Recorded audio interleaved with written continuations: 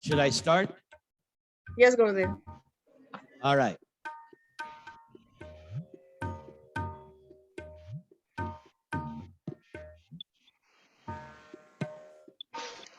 Om Agyana Timarandasya Yananjana Shalakaya Chakshuran Militang Yena Tasmai Sri Gurave Namaha Nama Om Vishnu Padaya Krishna Preshtaya Bhutale Srimate Bhakti Vedanta Swaminiti Namine Namaste Saraswate Deve Gaudavani Pracharine Nirvishesha Shunyavadi Paschatya Deshatarine Trinadapi Sunichena Torad Iva Sahishnuna Amanina Manadena Kirtaniya Sadahari Hare Nama Hare Nama Hare Nama Kevalam Kalau Nastyeva Nastyeva Nastyeva Gatiranyata Hangung Lang Hayate Shailang Mukam Avartayet Shruting Yat Kripatama Hang Bande Krishna Chaitanyam Ishwaram Namo Maha Vadanyaya Krishna Prema Pradayate Krishnaya Krishna Chaitanya Namne Gora Vishe Namaha Panchatatvatmakam Krishnam Bhakta Rupa Swarupakam Bhaktavataram Bhaktakyam Namami Bhakta Shaktikam Shri Krishna Chaitanya Prabhu Nityananda Shri Advaita Gadadhar Srivasa Adigor Bhakta Vrinda Shri Krishna Chaitanya Prabhu Nityananda Shri Advaita Gadadhar Srivasa Adigor Bhakta Vrinda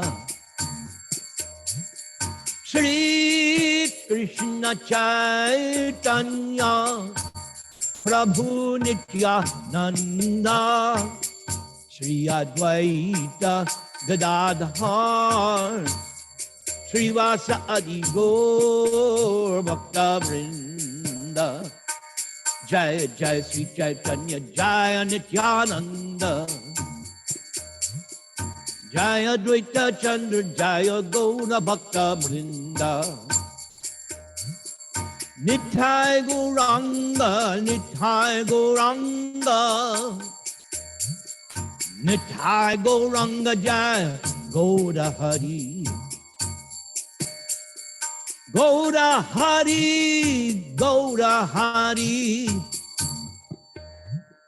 Nithai Gauranga Gaura Hari Nithai Gauranga Gaura Hari Hare Krishna Krishna Krishna Hare Hare Hare Rama Rama Rama Hare Hare Haraye Nama Krishna Yadavaya Namaha. Gopala Govinda Rama Sri Madhusudana. Govinda Jaya Jaya Gopala Jaya Jaya. Radha Ramana Hari Govinda Jaya Jaya. Radha Ramana Hari Govinda Jaya Jaya. Radha Ramana Hari Govinda Jaya Jaya. Krishna Krishna Krishna Krishna Krishna Krishna Krishna Hey. Krishna Krishna Krishna Krishna Krishna Krishna Krishna Hey. Krishna Krishna Krishna Krishna Krishna Krishna Rakshama. Krishna Krishna Krishna Krishna Krishna Krishna Hakimam. Rama Raghava Rama Raghava Rama Raghava Rakshama. Krishna Keshava Krishna Keshava Krishna Keshava Hakimam. Rama Raghava Rama Raghava Rama Raghava Rakshama. Krishna Keshava Krishna Keshava Krishna Keshava Hakima. Jaya Radhe Jaya Krishna Jaya Vrindavan. Sri Govinda Gopinath Madana Mohan. Sri Govinda Gopinath Madana Mohan. Syama Kunda Radha Kunda Giri Govardhan. Kalandi Jamuna Jaya Jaya Mahavan. Hare Krishna Krishna Krishna Hare Hare. Hare Rama Rama Rama Hare Hare. Jam Vishnupad Paramahansa Paribrajaka Astota Satta Sri Mad. His Divine Grace A.C. Bhaktivedanta Swami Srila Prabhupada ki jai. Ananta Koti Vaishnava Vrinda ki jai. Namacharya Siddha Haridas Thakur ki jai. Prem se kaho Sri Krishna Chaitanya Prabhu Nityananda. Sri Advaita Gadadhara Srivasa Arigora Bhakta Vrinda ki jai. Sri Radha Krishna Gopinath Syamakunda Radha Kundagiri Govardhana ki jai. Vrindavan Dham ki jai. Navadvip Dham ki jai. Bhakti Devi ki jai. Tulsi Maharani ki jai. All glories to the assembled devotees. All glories to the assembled devotees. All glories to the assembled devotees. All glories to Sri Sri Guru and Gauranga. Hari Hari Bol. Hari Hari Bol. Hari Hari Bol. Blessings on all the Bhagavad Gita students from around the world. May Lord Krishna in your heart bless you, protect you, and maintain you. Thank you, Sri Nam Radha, for giving me this privilege to speak on Bhagavad Gita. Thank you, Everything's still Gurudev. good, Sri Nam Radha? Yes, Gurudev. Thank you so much. Should I continue with your Yes. blessing? Please, All Gurudev, right. please. All right, let's get right into it. Om Namo Bhagavate Vasudevaya. Om Namo Bhagavate Vasudevaya. Om Namo Bhagavate Vasudevaya. So, my dear Krishna book student, Bhagavad Gita students, I have prepared for you a summary of the middle 6 chapters of Bhagavad Gita. And this entire presentation is taken directly from Prabhupada's purports in Bhagavad Gita as it is, because every so often throughout Bhagavad Gita, Srila Prabhupada gives a summary. So I collected all that nectar, and that is today's presentation. I beg forgiveness for my offenses, and I will try my best to recite and explain when I feel necessary. Prabhupada writes, in the first 6 chapters of Bhagavad Gita, the living entity has been described as non-material spirit soul, capable of elevating him or herself to self-realization by different types of yogas. At the end of the 6th chapter, it is clearly stated that the steady concentration of the mind upon Krishna, or in other words, Krishna consciousness, is the highest form of all yoga. And by concentrating one's mind upon Krishna, one is able to know the absolute truth completely, but not otherwise. Impersonal Brahma Jyoti or localized Paramatma realizations are imperfect knowledge of the absolute truth because they are partial. Full and scientific knowledge is Krishna, and everything is revealed to the person in Krishna consciousness. In complete Krishna consciousness, one knows that Krishna is ultimate knowledge beyond any doubts. Different types of yoga are but only stepping stones on the path of Krishna consciousness. But one who takes directly to Krishna consciousness automatically knows about Brahma Jyoti and Paramatma in full. By practice of Krishna consciousness yoga, one can know everything in full, namely the absolute truth, the living entities, the material nature, and their manifestations with paraphernalia. One should therefore begin yoga practice as directed in the last verse of the 6th chapter. Yoginam api sarvesham madgyaten antar atmana sraddhavan bhajate yomam same yuktatamo mataha.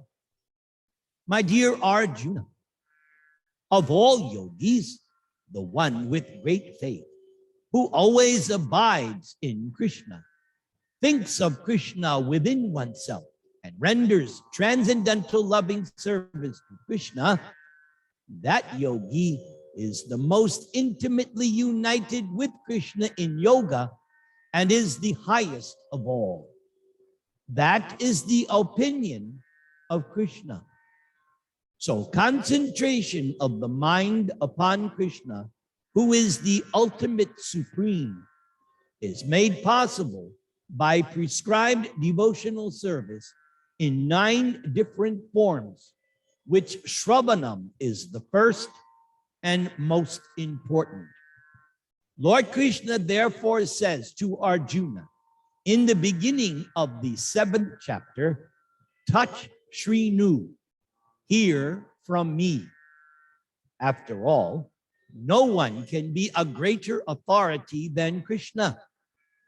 And thereby, by hearing Krishna, one receives the greatest opportunity to become a perfectly Krishna conscious person. One has to therefore learn from Krishna directly or from a pure devotee of Krishna, and not from a non-devotee upstart puffed up with so-called academic education. So in the 7th chapter of Bhagavad Gita, the nature of Krishna consciousness is fully described. Krishna is full in all opulences, and how Krishna manifests such opulences is described here in Bhagawad Gita. Also in this 7th chapter, 4 kinds of fortunate persons who become attached to Krishna and 4 kinds of unfortunate persons who never take to Krishna are described in this 7th chapter. So chapter 7, Prabhupada entitles Knowledge of the Absolute. This 7th chapter has 30 verses. And personally, in my own study of Bhagavad Gita, I have divided this 7th chapter into different sections. So the first 3 verses is all about knowing Krishna. The next 3 verses are called understanding the 2 energies of Krishna, namely the material and the spiritual. According to chapter 7, the material energy is inferior and the superior spiritual energy is superior. In verses 7 through 11, the key line is, as pearls are strung on a thread, because Krishna said in this 7th chapter that everything is resting upon Krishna. Nothing can exist independent of Krishna.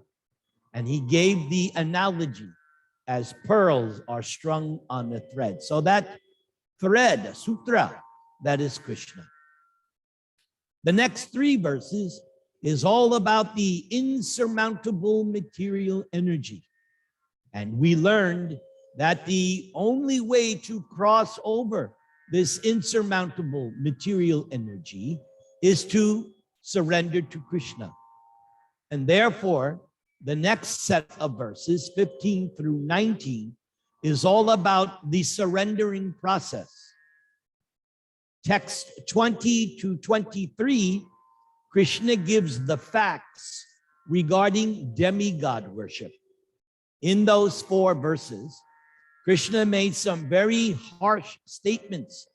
He said, first of all, that those who worship demigods for material benefit, they are called less intelligent.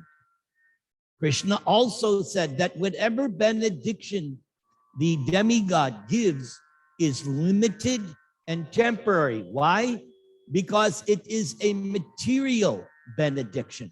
Anything material has to be, by definition, limited and temporary.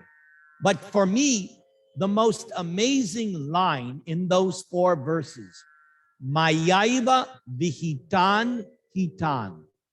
Krishna then said, to sort of wrap up the whole concept, that you may approach a demigod for some material benefit, but Krishna says that demigod is not independent of me. Unless I sanction it, it is not going to happen. So that's why throughout Bhagavad Gita, Krishna is called the ultimate controller, the ultimate God, because Krishna is in the heart of all the demigods, including Lord Shiva, who is Mahadev, the topmost. But even he meditates upon Krishna, or Ram, in his heart. So Krishna said, you're approaching a demigod for some material benediction, but try to understand, unless I sanction in the heart of that demigod, it's not going to work. And then the final portion of the 7th chapter is all about who can and who cannot know God. Prabhupada continues. This 7th chapter particularly explains how one can become a fully Krishna conscious person. The beginning of Krishna consciousness is association of persons who are Krishna conscious. Such association is spiritual and puts one directly in touch with the Supreme Lord. And by Krishna's grace, one can understand Krishna to be the Supreme Personality of Godhead. So by that statement, we can conclude, Because the question sometimes arises, why one person is attracted to Krishna and another one is not attracted to Krishna. One person surrenders to Krishna. Yes, you need Krishna's grace. You need Krishna's blessing. There is no material formula. No, you need Krishna's blessing. And you can get Krishna's blessing in two ways: directly from Krishna, or even more easily by coming in contact with Krishna's representative. As in my case, I had no training in Hinduism or Vedic culture. I come from Malaysia, Yavana background, but because I came in contact with a pure devotee of Krishna who became my spiritual master, who accepted me in April of 1974 as his disciple, by his contact, by his association, by his words, by his example, now I have received the grace of Krishna. So these are the two ways: directly from Krishna, but much more tangible and practical is the blessing of a pure devotee of Krishna. Prabhupada continues, at the same time, one can really understand two things: the constitutional position of the living entity, which is to serve, and how the living entity forgets Krishna and becomes entangled in material activities. Yes, this forgetfulness of Krishna, this is the beginning of all suffering. We are taught by Lord Chaitanya what is the ultimate regulative principle, what is the topmost commandment. And Lord Chaitanya instructed Sanatana Goswami, quoting from the Puranas, that you should always remember Krishna and never forget him. And of the two, never forgetting Krishna is more important than always remembering. So we will never forget Krishna if we constantly engage in his service, chant Krishna's name every day, and we stay in the association of devotees. By gradual development of Krishna consciousness in good association, the living entity can understand that it is only due to forgetfulness of Krishna that one has become conditioned by the laws of material nature. So obviously the opposite has to be true. If you want to become unconditioned, then simply remember Krishna and never forget him. Prabhupada continues, one can also understand that this human form of life is an opportunity to regain Krishna consciousness. That, my friends, is very, very important. Regain. In other words, as Prabhupada writes so many times in his other books, that originally everyone is Krishna conscious. Otherwise, why would he use the word regain? Regain means something was lost and now you've obtained it again. So this one sentence puts to rest and immediately confirms, originally we were with Krishna, originally we were in Krishna consciousness, but we gave up our service. We forgot our constitutional position as eternal servant of Krishna, and as a result, we are here in this material world. This human form of life should be fully utilized to attain the causeless mercy of the Supreme Lord Krishna. In this 7th chapter, many subjects are discussed. Number 1, the man in distress. Number 2, the inquisitive man. 3, the man in want of material necessities. 4, knowledge of Brahman. 5, knowledge of Paramatma. 6, liberation from birth, death, and diseases. And number 7, worship of the Supreme Lord. However, one who is actually elevated in Krishna consciousness does not care for the different processes. He or she simply directly engages in activities of Krishna consciousness, which Prabhupada already mentioned. There are 9. You're doing the most important one right now, hearing. Everything begins from hearing, and thereby factually attains one's constitutional position as an eternal servitor of Lord Krishna. In such a situation, one takes pleasure in hearing and glorifying the Supreme Lord in pure devotional service. So this is what we're striving for. The stage where we take actual pleasure in hearing and glorifying the Supreme Lord. One is thus convinced that by doing so, all of one's objectives will be fulfilled. This determined Shraddha, or faith, is called Dridha Vrata, and it is the beginning of Bhakti Yoga, or transcendental loving service. And that is the verdict of all the Vedas. The 7th chapter of Bhagavad Gita is the substance of that conviction. Hare Krishna, Krishna Krishna, Hare Hare, Hare Rama, Rama Rama, Hare Hare. Before I go on, Srinam Radha, everything still good? Everything is perfect, Gurudev. All right, then let's continue. As you can see, at least I can see, I am very fired up today. I'm so happy I got this opportunity because I love to talk about Krishna. Haribol. Om Namo Bhagavate Vasudevaya. Om Namo Bhagavate Vasudevaya. Om Namo Bhagavate Vasudevaya. So the 8th chapter contains 28 verses.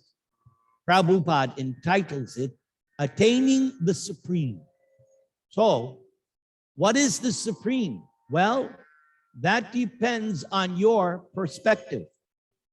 Because there are 3 kinds of transcendentalists: the speculator, the meditative yogi, and the devotee.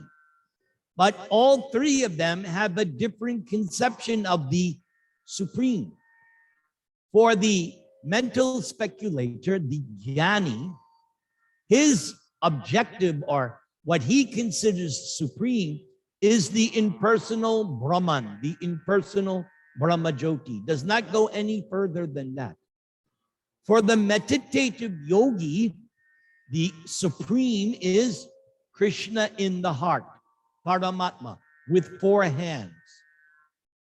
But for the bhakta, for the devotee, the supreme is Krishna, Bhagavan, the supreme, or for those who are devotees of Ramachandra, Lord Ram is the supreme. Any personality of Godhead can be considered supreme. Of course, those who follow Lord Chaitanya, they say the supreme of the supremes is Bhagavan Sri Krishna Shyama Sundara Yashodanandana. That is the supreme of all the supremes. So this 8th chapter, I personally have analyzed that verses 1 through 7, Arjuna asks Krishna 8 questions, and Krishna answers Arjuna's 8 questions. And the most important question that Arjuna asks is, how can those know you at the time of death? Because the time of death is the most crucial point of a person's life. Why? Because as Krishna says in this beginning section of the 8th chapter, Whatever you are thinking of at the time of death will determine your next life. And you all know the classic story of Bharat, who at the end of his life, at that critical motion, was thinking of a small little deer. Although he had gotten this close, he was almost at perfection. Because he became attached to the deer, at the time of death, he didn't remember Krishna. He remembered the deer, so Krishna had to punish him. And he took one birth as a deer with consciousness of his mistake. And then in his next life, he became Jada Bharat and achieved self-realization. So this first section of chapter 8, the important question. So as devotees, we understand this very clearly, that I must, at the time of death, remember Krishna. And that is why we practice remembering Krishna while we're healthy, while we're alive. We're simply practicing. That's what we're doing. Just like an athlete. Before going to the big game all week, the athlete is practicing. That is called the sadhana, the practice. We do that. So we are doing the chanting. We are doing the worshiping. We are studying Bhagavad Gita. Why? It's all part of the practice, so that when the final exam comes, the moment of death, we will easily pass the test and remember Krishna. That's why the 7th verse of this 8th chapter, Krishna tells Arjuna, you have to execute your prescribed duty. In this case, Arjuna was on the battlefield, so his prescribed duty was to fight. But Krishna says, not only fight, but think of me. So the same applies for us, because Arjuna is just the target. Bhagavad Gita is for Arjuna, yes, but it's also for us, the citizens of Kali Yuga. So we're not fighting on a battlefield, but we are fighting illusion. We are fighting ignorance. We are fighting gross materialism. We are fighting atheism. We are fighting Maya. And how do you fight? By chanting and hearing the holy name, fame, form, pastimes, instructions, qualities of Krishna. Verses 8 through 15 are different processes for attaining the Supreme. In verses 16 through 22, Krishna compares again the two natures, the material energy and the spiritual energy. And the final section of the 8th chapter is entitled The Two Ways of Passing Away from This World, one in light and one in darkness. But if you are paying close attention to the class, it was also mentioned that as devotees, we don't have to worry about a particular material good or bad situation from passing away from this world. Because we are always engaged in spiritual devotional activities, then it doesn't matter how we leave this world, when we leave this world, doesn't matter. Because this practice of always remembering Krishna and never forgetting him, that guarantees complete success if you can pass the final exam at the time of death. So the final verse of chapter 8 is very instructive, and Prabhupada's comments on the final verse of chapter 8 is an excellent summary. So here's the verse. Vedeshu yagyeshu tapaksu chaiva dhaneshu yat punya phalang pratishtam atyeti tatsarvam idang viditva yogi parang sthanam upaiti chadyam. The Supreme Personality of Godhead, Krishna says, a person who accepts the path of devotional service is not bereft of the results derived from studying the Vedas, performing austere sacrifices, giving charity, or pursuing philosophical and fruitive activities. Simply by performing devotional service, one attains all of these, and at the end, one reaches the supreme eternal abode. And again, for devotees, the supreme eternal abode is known as Vaikuntha. Either you will achieve one of the planets of Krishna's personal expansions, such as Ram, Nrsimha, Varaha, Kurama, Vamana, so many personalities of Godhead in the Vaikuntha world with their 4 arms manifesting the different symbols. Or if you are pure devotee of Krishna, the supreme eternal abode is known as Krishna Loka, which has 4 different areas.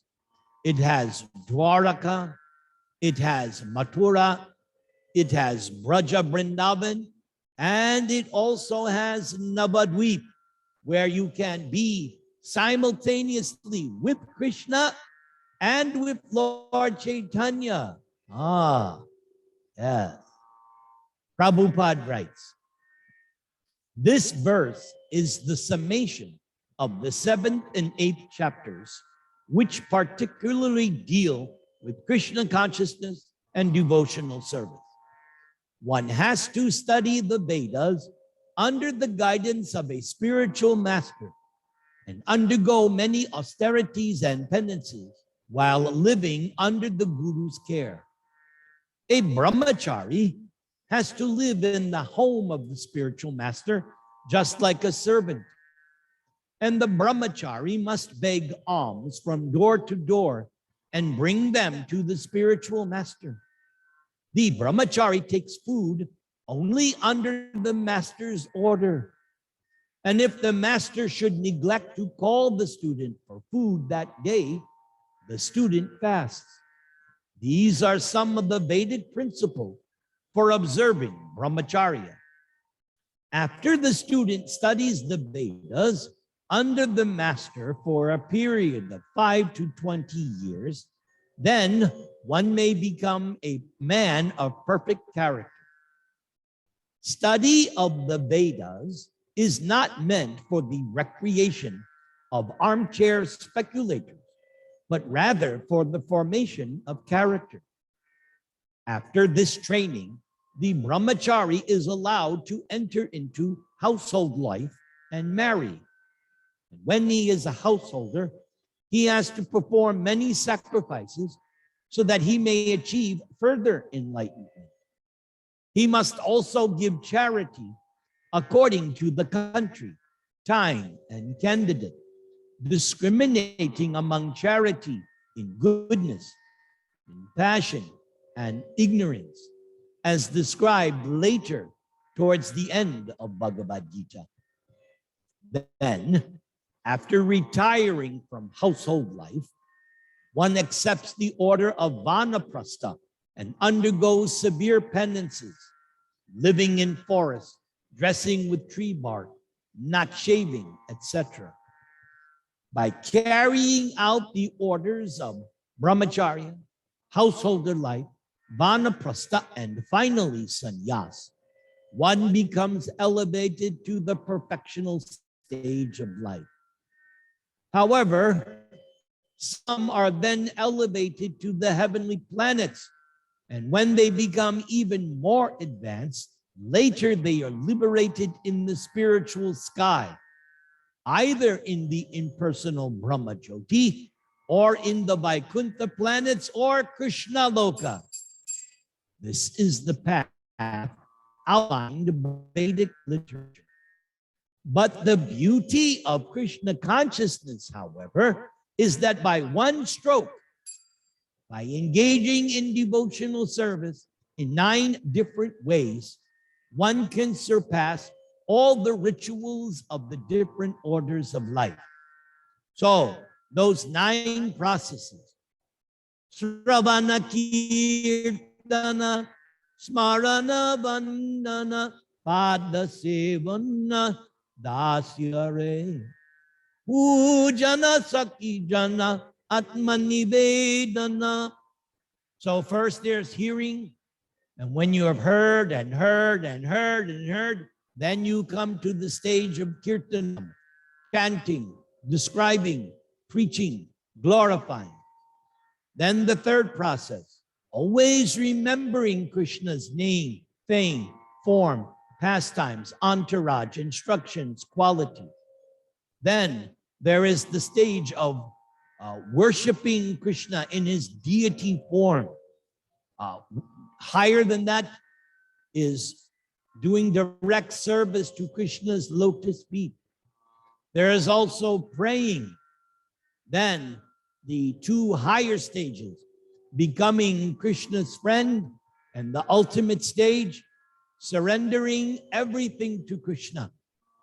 And so the words idang viditva indicate that one should understand the instructions given by Sri Krishna in this 8th chapter and the 7th chapter of Bhagavad Gita. One should try to understand these chapters not by scholarship or mental speculation, but by hearing them in the association with devotees. So that is what you are doing in your Bhagavad Gita class that you have with Srinam Radha. You are associating with each other, hearing the glories of Bhagavad Gita. Hare Krishna, Krishna Krishna, Hare Hare, Hare Rama, Rama Rama, Hare Hare. Should I continue? Are we good? Yes, Gurudev, please. Okay, very good. Let's go now to the next part. Chapters 7 through 12 are the essence of Bhagavad Gita. The first 6 and the last 6 chapters are like coverings of the middle 6 chapters, which are especially protected by Lord Krishna. So, as I mentioned, Prabhupada is giving you the summary all along. So this sentence is very instructive, for me at least, that yes, these middle 6 chapters, these are the essence. So these middle 6 chapters should be studied and learned, memorized, and especially internalized or put into practice.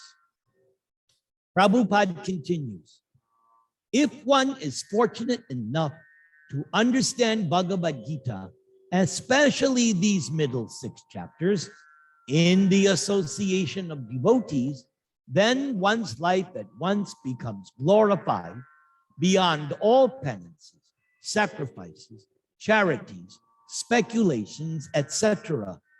For one can achieve all the results of these activities simply by engaging in the 9 different processes of Krishna consciousness.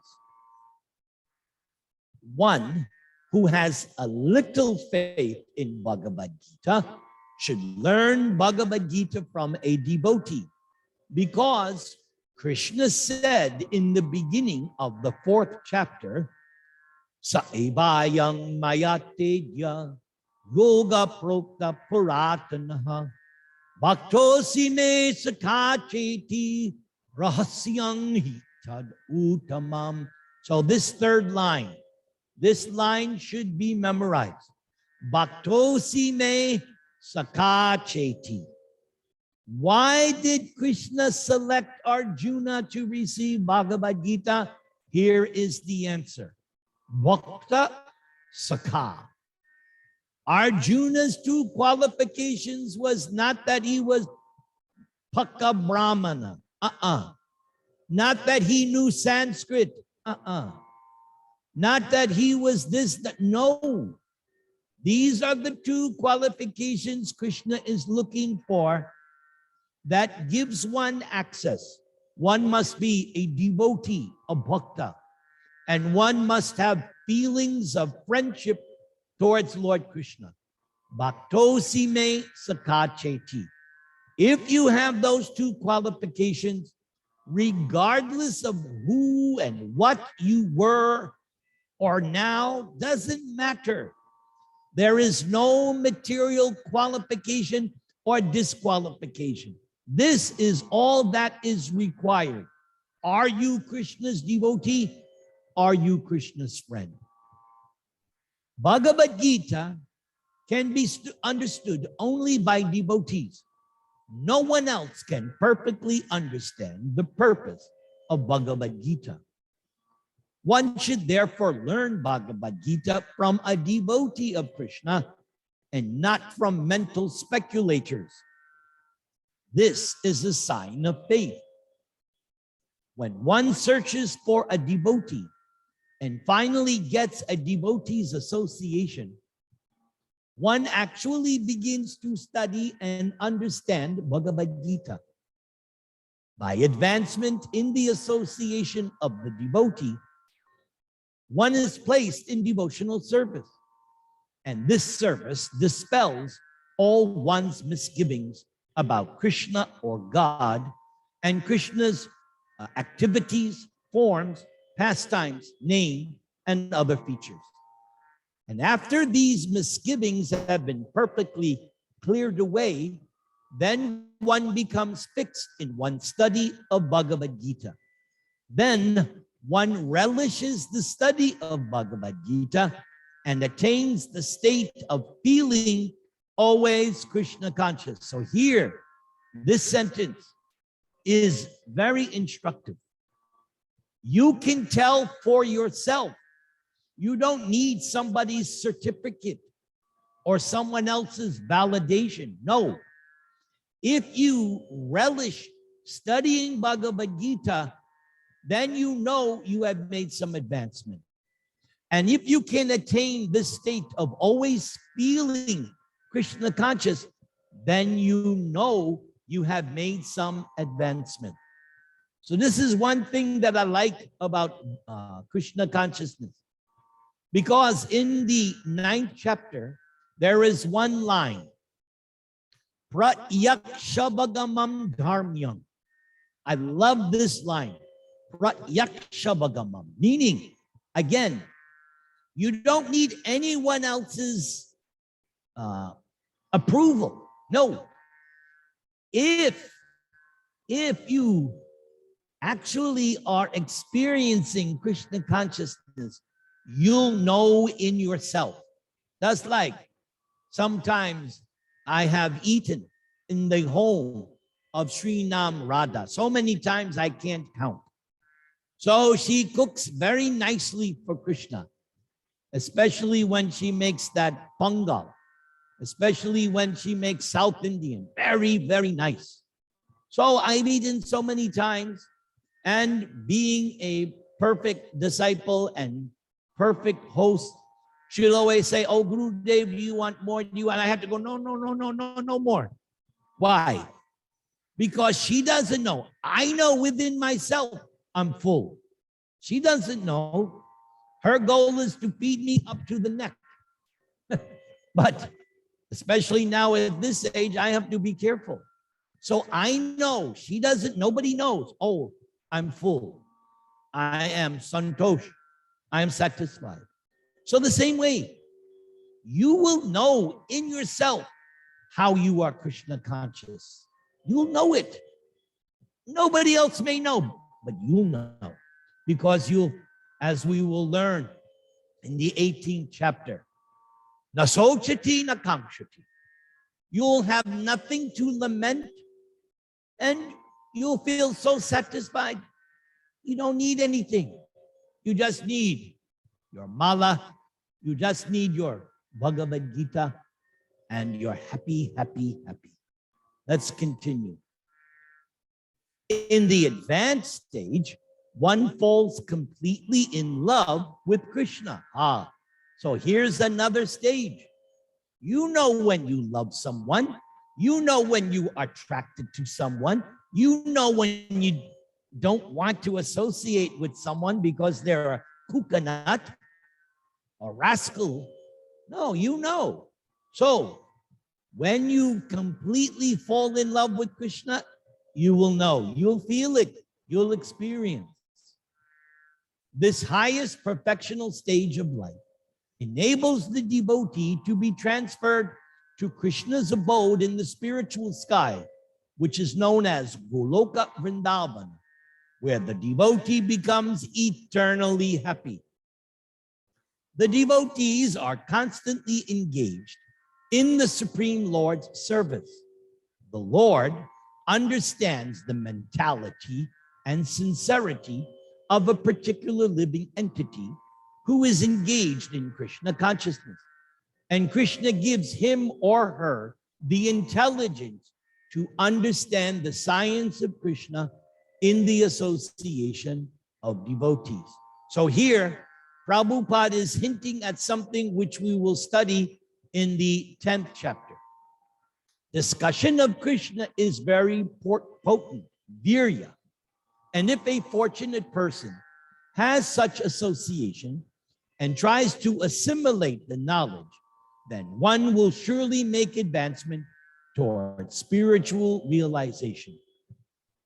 In order to encourage Arjuna to higher and higher elevation in Krishna's potent service, Krishna describes in the 9th chapters matters more confidential than any he has already disclosed.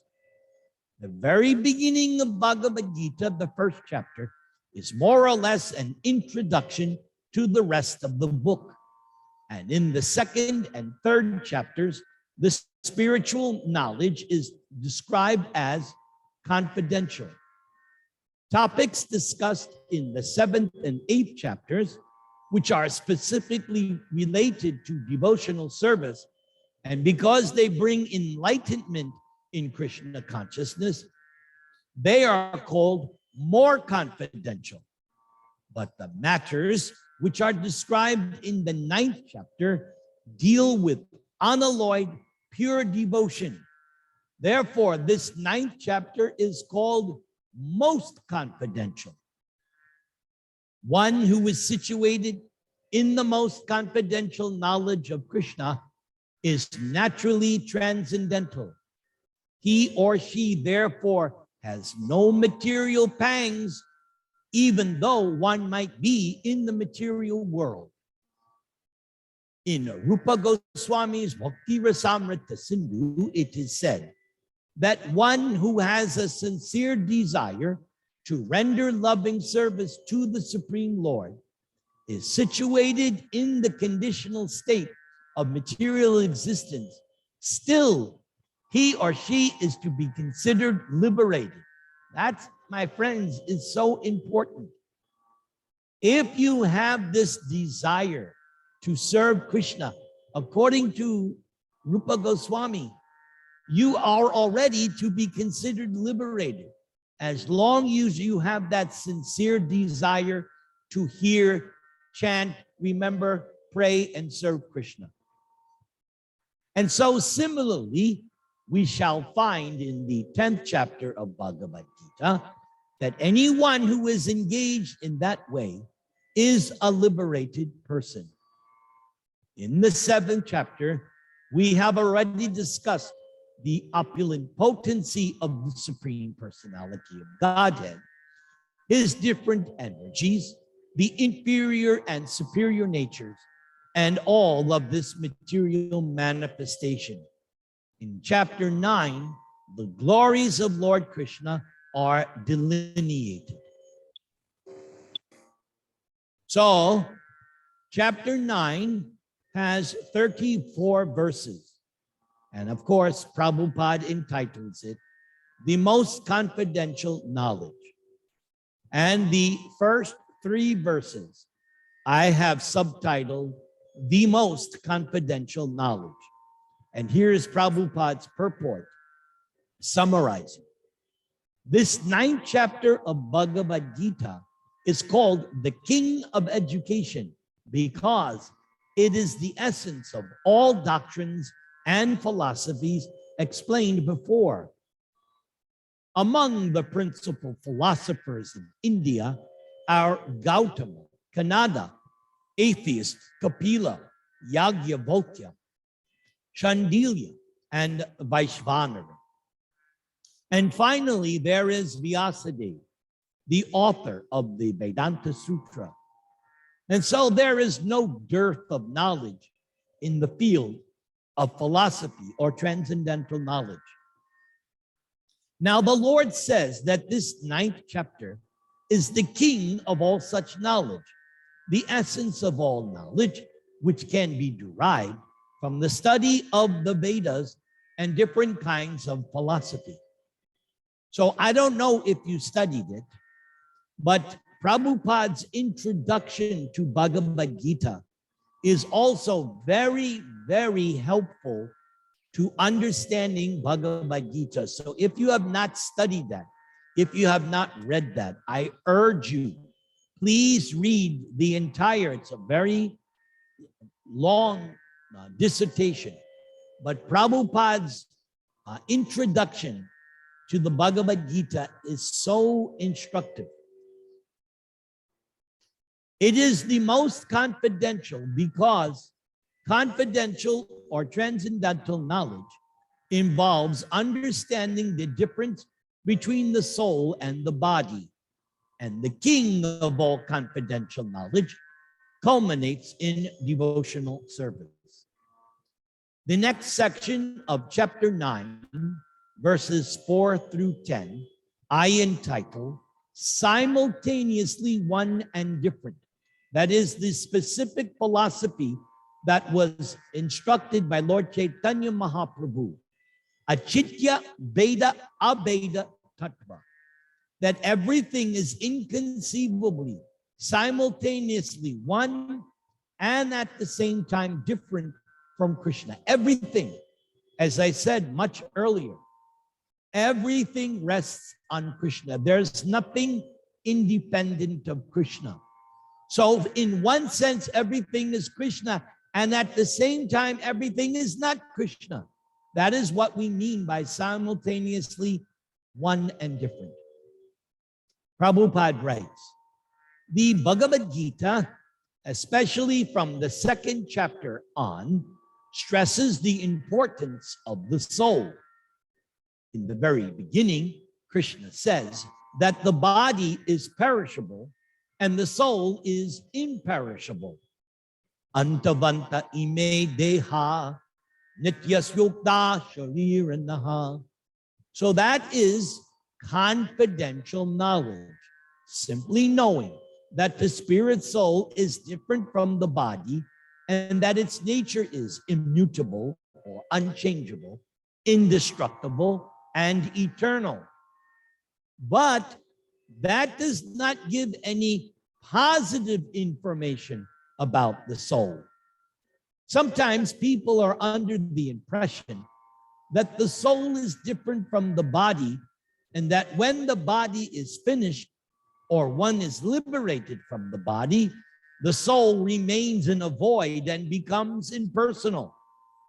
But actually, according to Bhagavad Gita, that is not the truth. How can the soul, which is so active within this dead body, all of a sudden become inactive after being liberated from the body? No, the soul is always active. If the soul is eternal, then the soul is eternally active. And the soul's activities in the spiritual kingdom are the most confidential part of all spiritual knowledge. These activities of the spirit soul are therefore indicated herein as constituting the king of all knowledge, the most confidential part of all knowledge. The remainder of this 9th chapter, verses 11 through 15, is about the Duratma and the Mahatma and those in between. Verses 16 through 19, Krishna explains who and what he is. Verses 20 and 21 what happens to the worshippers of the Vedas. In verses 22 through 27, different kinds of worship are explained. And then the final section of the 9th chapter is the glories of Krishna's devotees. So Prabhupada writes, the 7th and 8th chapters of Bhagavad Gita have explained pure devotional service to the Lord, which is free from speculative knowledge, mystic yoga, and fruitive activities. Those who are not purely sanctified may be attracted by different features of the Lord, like impersonal Brahmajyoti and localized Paramatma. But a pure devotee directly takes to the service of the Supreme Lord. There is a beautiful poem about Krishna in which it is clearly stated that any person who is engaged in the worship of demigods has to be seen as being most unintelligent and cannot achieve at any time the supreme award of Krishna. Now, in the beginning, the devotee may sometimes fall from the standard, but still he or she should be considered superior to all other philosophers and yogis. One who always engages in Krishna consciousness should be understood to be a perfectly saintly person, and one's accidental, non-devotional activities will thus diminish, and he or she will be situated without any doubt in complete perfection very soon. The pure devotee, however, has no actual chance to fall down because the Supreme Godhead personally takes care of his pure devotees. Therefore, the intelligent person should directly take to the process of Krishna consciousness and happily live in this material world. He or she will eventually receive the supreme award of Krishna. So we have achieved halfway through Bhagavad Gita and halfway through this session. So it's time for a commercial break where I will chant the holy name of Krishna, and then we'll resume. Everything still good? Everything's perfect, Gurudev. Okay. One of Prabhupada's favorite songs. Jaya Radha Madhava Kunja Bihari Gopi Jana Vallabha Girivaradhari Jasodanandana Gopi Jana Ranjana Jamuna Tira Vanachari Jaya Radha Madhava Kunja Bihari Radha Madhava Kunja Bihari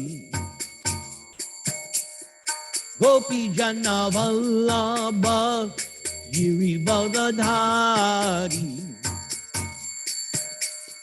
Gopi Jana Vallabha Girivardhari Jasodanandana Gopi Jana Ranjana Jasodanandana Gopi Jana Ranjana Jamuna Tira Vanachari Jamuna Tira Vanachari Jaya Radha Madhava Kunja Bihari Jaya Radha Madhava Kunja Bihari Jaya Radha Madhava Kunja Bihari, Gopi Jana Vallabha, Girivaradhari. Gopi Jana Vallabha, Girivaradhari.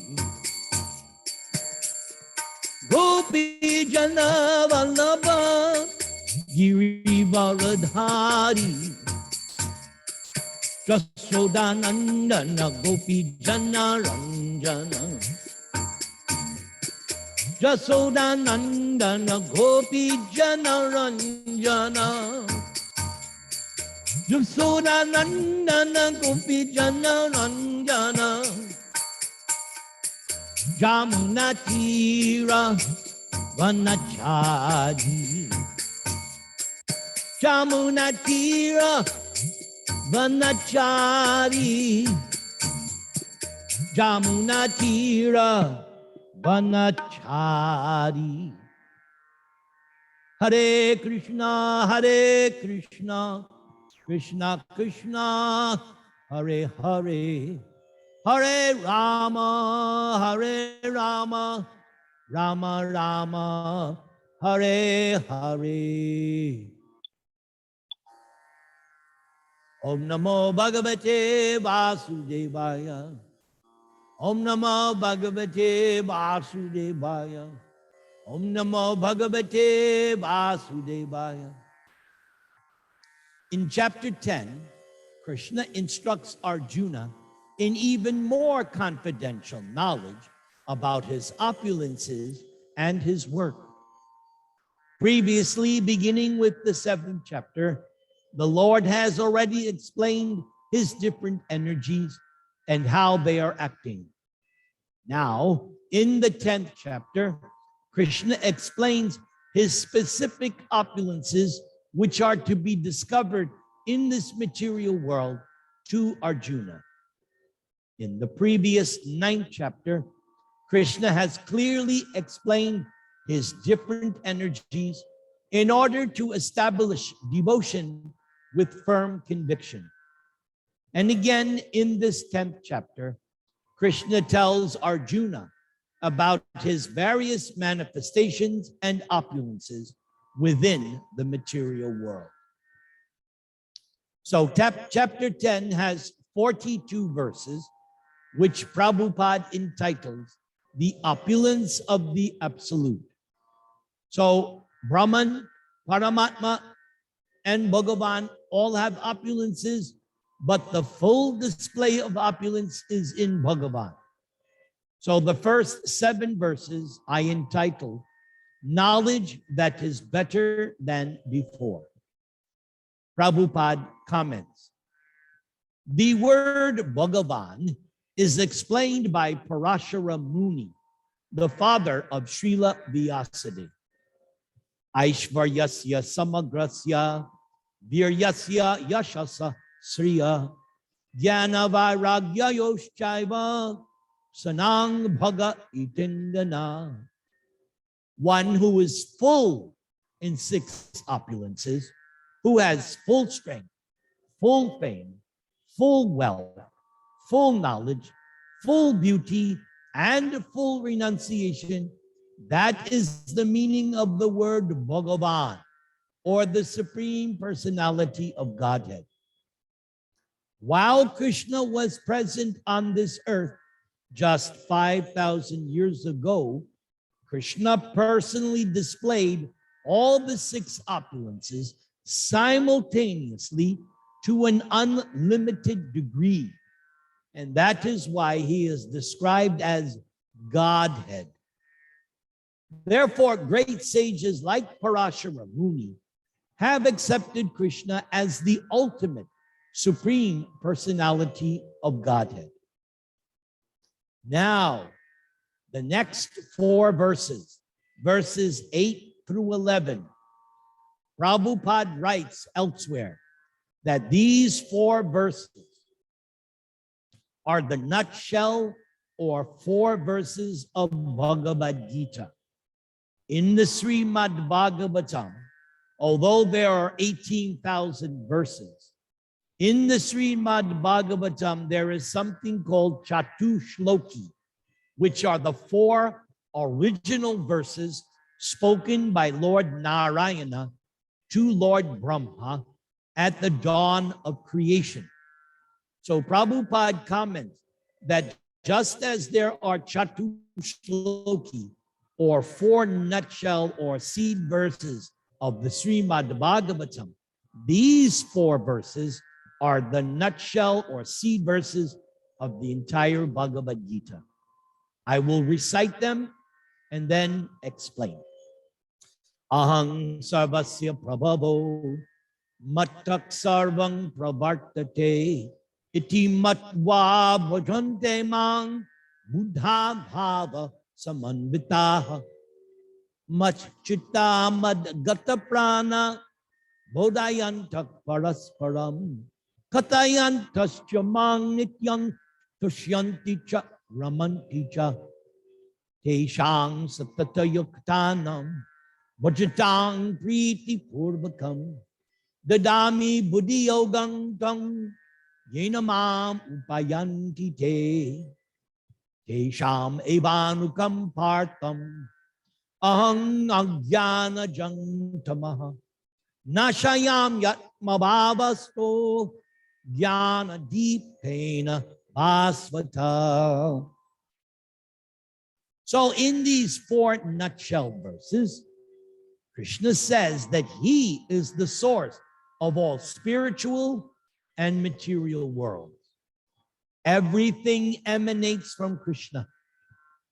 Those who are wise perfectly know this, and therefore they engage in Krishna's devotional service in 1 or up to 9 different ways, and they worship Krishna with all their hearts.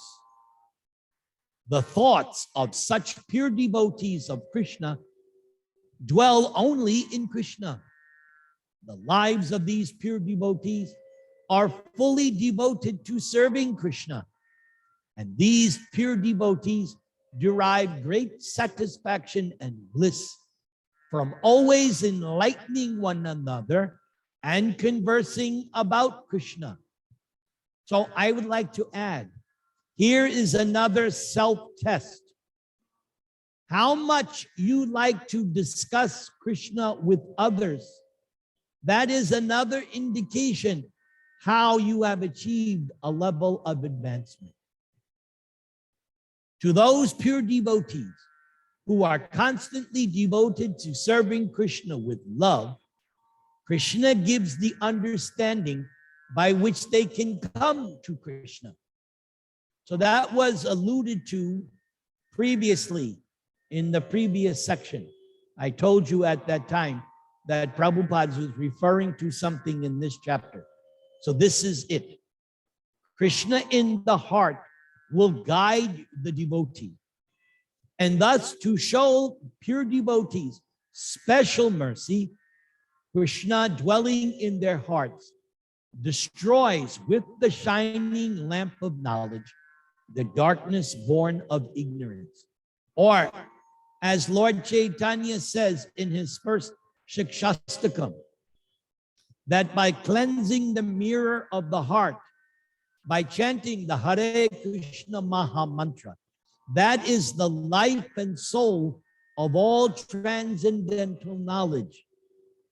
So if you want Krishna dwelling in your heart to destroy the darkness of ignorance, pray to him, chant his name incessantly. Hare Krishna,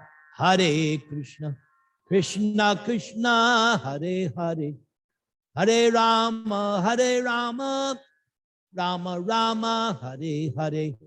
Now here's another self-test. I just had this experience 1 week ago. I was driving my wife in her car, and when I turned the corner, I got blinded by the sun. And so I started to drift over, and my wife was freaking out. Hare Krishna, Hare Krishna, Hare Krishna.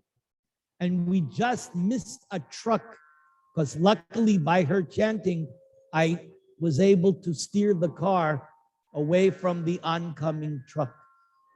So yes, that is the test. When danger comes, what comes out of your mouth? If out of your mouth at the time of danger, Hare Krishna comes, now you know you have made advancement. If some other word comes out, then you know you made no advancement. But at these crucial times, Krishna's name should come out. Prabhupada continues, the pure devotee does not have to worry about material necessities of life. He or she need not be so anxious, because when one removes the darkness from one's heart, everything is provided automatically by the Supreme Lord, who is pleased by the loving devotional service of the devotee. Now listen, Prabhupada now says, this is the essence of the teachings of Bhagavad Gita. This is why I select these summaries within Gita. Prabhupada is doing all the homework for you. Professor Prabhupada is giving you the answers. Here it is, the essence of Bhagavad Gita. The pure devotee does not have to worry, does not have to be anxious. You simply have to please Krishna by devotional service. That's it. Prabhupada continues. By studying Bhagavad Gita, one can become a soul completely surrendered to the Supreme Lord and engage in pure devotional service. So here is the whole point of studying Bhagavad Gita. To come to that stage, the conclusion, which we will find in chapter 18, to completely surrender. And as the Lord takes charge, one becomes completely free from all kinds of materialistic endeavors. Now, in text numbers 12 to 18, Arjuna accepts Krishna as God and requests to see his opulences. So, after hearing the 4 nutshell verses of Gita, Arjuna responds by saying, yes, Krishna, now I accept you as the supreme, Parang Brahma. You are the supreme spiritual personality. But then Arjuna says, I want to know all about your opulences that can be viewed within the material realm. So verses 19 to 39, Krishna outlines 81 Vibhuti yogas. Vibhuti means specific opulences in terms of the material energy that you can view. And finally, the last 3 verses of this 10th chapter, Krishna gives his own commentary about these vibhutis. Prabhupada now comments, there is a mission that regularly propounds that worship of any demigod will lead one to the supreme personality of Godhead or the supreme goal. So Prabhupada there is referring to a kind of Mayavad or impersonal philosophy, which devotees reject. And Prabhupada then says, but worship of demigods is thoroughly discouraged here in Bhagavad Gita, because even the greatest of the demigods, such as Lord Brahma and Lord Shiva, represent only part of the opulence of the Supreme Lord. That is why you will find in the Vedas, Krishna is Purna Bhagavan. Yes, there are many different categories of Bhagavan. You will read in the Vedas, sometimes Lord Brahma is referred to as Bhagavan. Lord Shiva is so many times referred to as Shiva Bhagavan. Yes, but as Prabhupada is pointing here, They're not Purna Bhagavan. They are not the complete 100% Bhagavan. That is reserved for Krishna. Even Ram, Narayan, Vishnu, they are not 100% Bhagavan. This we learn from the teachings of Srimad Bhagavatam and confirmed by Lord Chaitanya and repeated and taught by Srila Prabhupada. Prabhupada continues, Krishna is the ultimate origin of everyone, and no one is greater than Krishna. Krishna is therefore described by the Sanskrit word asamardva, which means that no one is superior to Krishna and no one is equal to Krishna. In the Padma Purana, it is said that one who considers the Supreme Lord Krishna in the same category as that of the demigods, even they be Lord Brahma or Lord Shiva, becomes at once a Pashandi, an atheist. But if, however, one thoroughly studies the different descriptions of the opulences and expansions of Krishna's energy, then one can understand without any doubt the position of Lord Sri Krishna as the Supreme, and one can thus fix his or her mind in the worship of Krishna without deviation.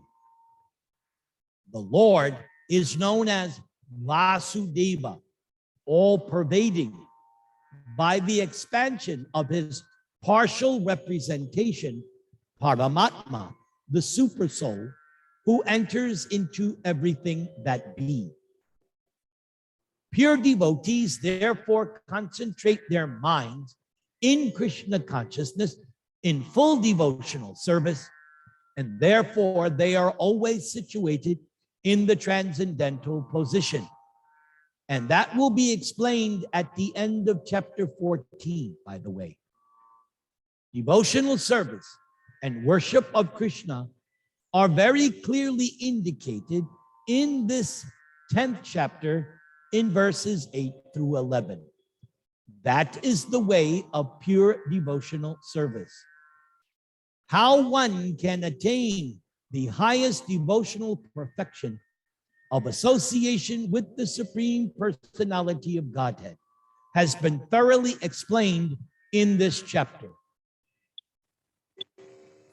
The great Acharya, Srila Baladev Vijayabhushan, who is a great Acharya in disciplic succession from Krishna, concludes his commentary on this 10th chapter by saying that from Lord Krishna's potent energy, even the powerful sun gets its power. By the way, that is also confirmed in the Brahma Samhita. And by Krishna's partial expansion, the whole world is maintained. Therefore, Lord Sri Krishna is worshipable. And so Krishna concludes the 10th chapter by saying, Uttava bahunaitena kingyatena tabarjuna vishtavyaham idam kritsnam ekanshena stito jagat. So in this chapter, when Krishna explained the 81 vibhutis, here is Krishna's own personal final commentary on this chapter. What does he say? My dear Arjuna, what need is there for all this detailed knowledge? Just understand that with a single fragment of myself as Paramatma, I pervade and support this entire universe. Hare Krishna, Krishna Krishna, Hare Hare, Hare Rama, Rama Rama, Hare Hare. We have 2 more chapters to go. Are we good to go? Yes, Gurudev. Jai.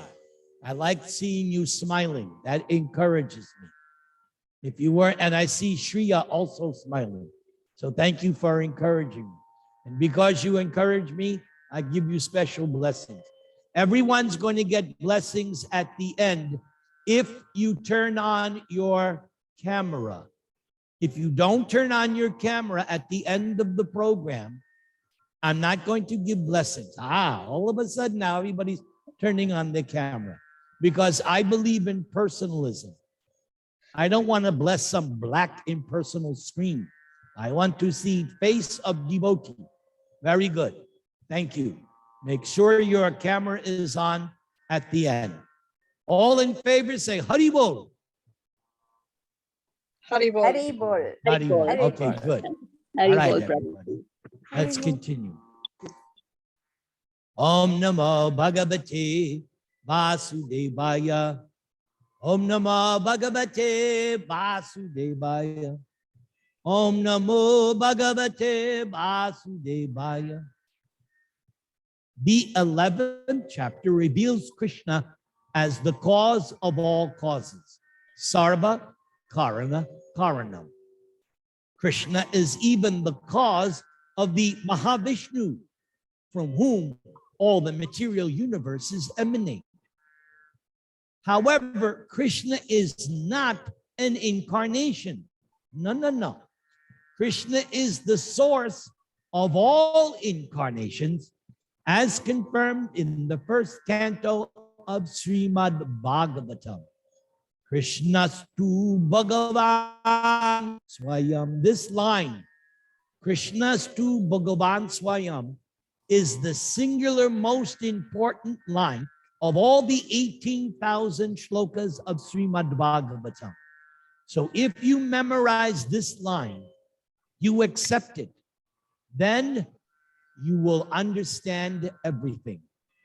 Krishnastu Bhagavan Swayam, meaning that there are many, many incarnations of avatars. Lord Chaitanya says there are 6 different categories of avatars. Lord Brahma and Lord Shiva are included.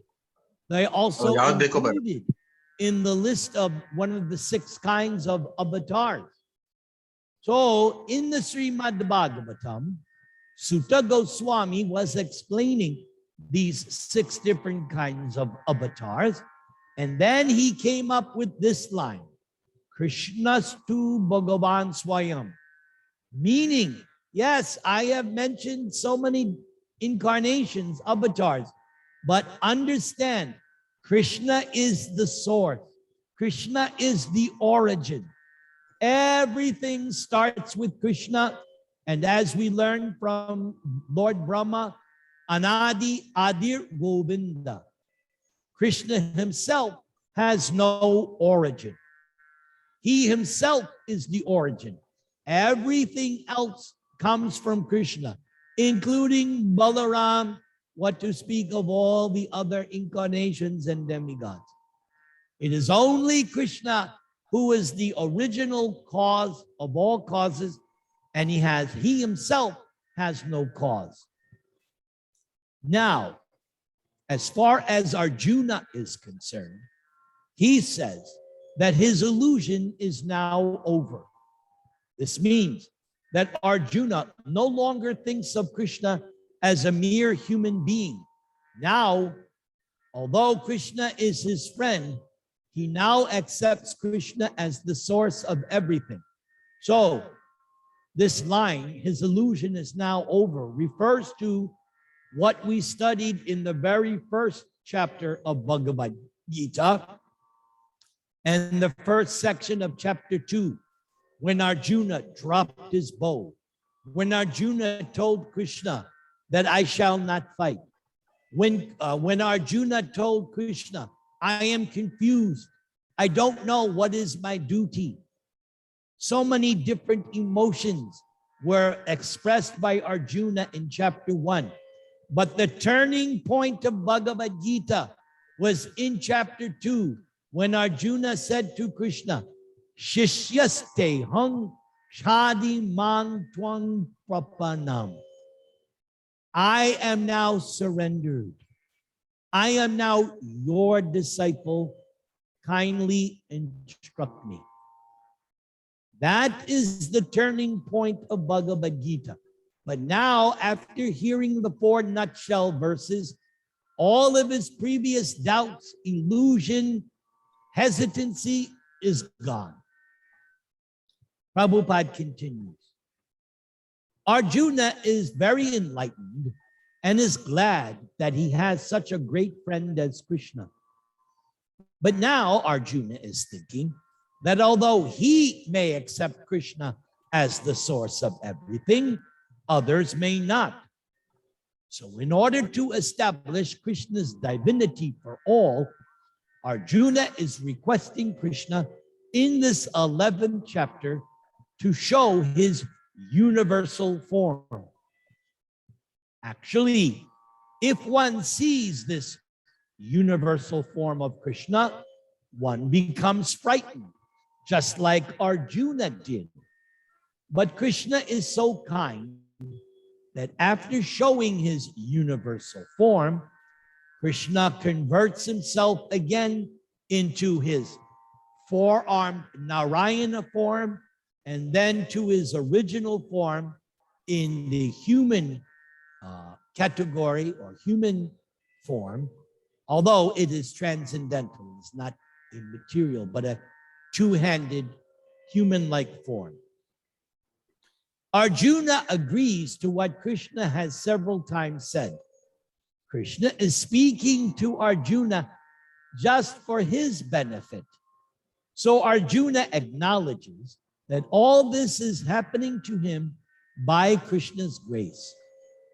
Arjuna is now convinced that Krishna is the cause of all causes and is present in everyone's heart as Supersoul. So chapter 11 is a very large chapter. It's one of the 3rd largest chapters. Chapter 2, chapter 11, and chapter 18 are the longest chapters in Bhagavad Gita. Chapters 12 and chapter 15 are the shortest. So chapter 11 has 55 verses. Prabhupada entitles it The Vision of the Universal Form. Verses 1 through 4, Arjuna asks to see the universal form. Verses 5 through 8, Krishna agrees to display the universal form because actually there is no universal form. Srinam, Radha, and I have discussed this and analyzed this quite extensively in a most recent email exchange. So yes, the universal form is a display.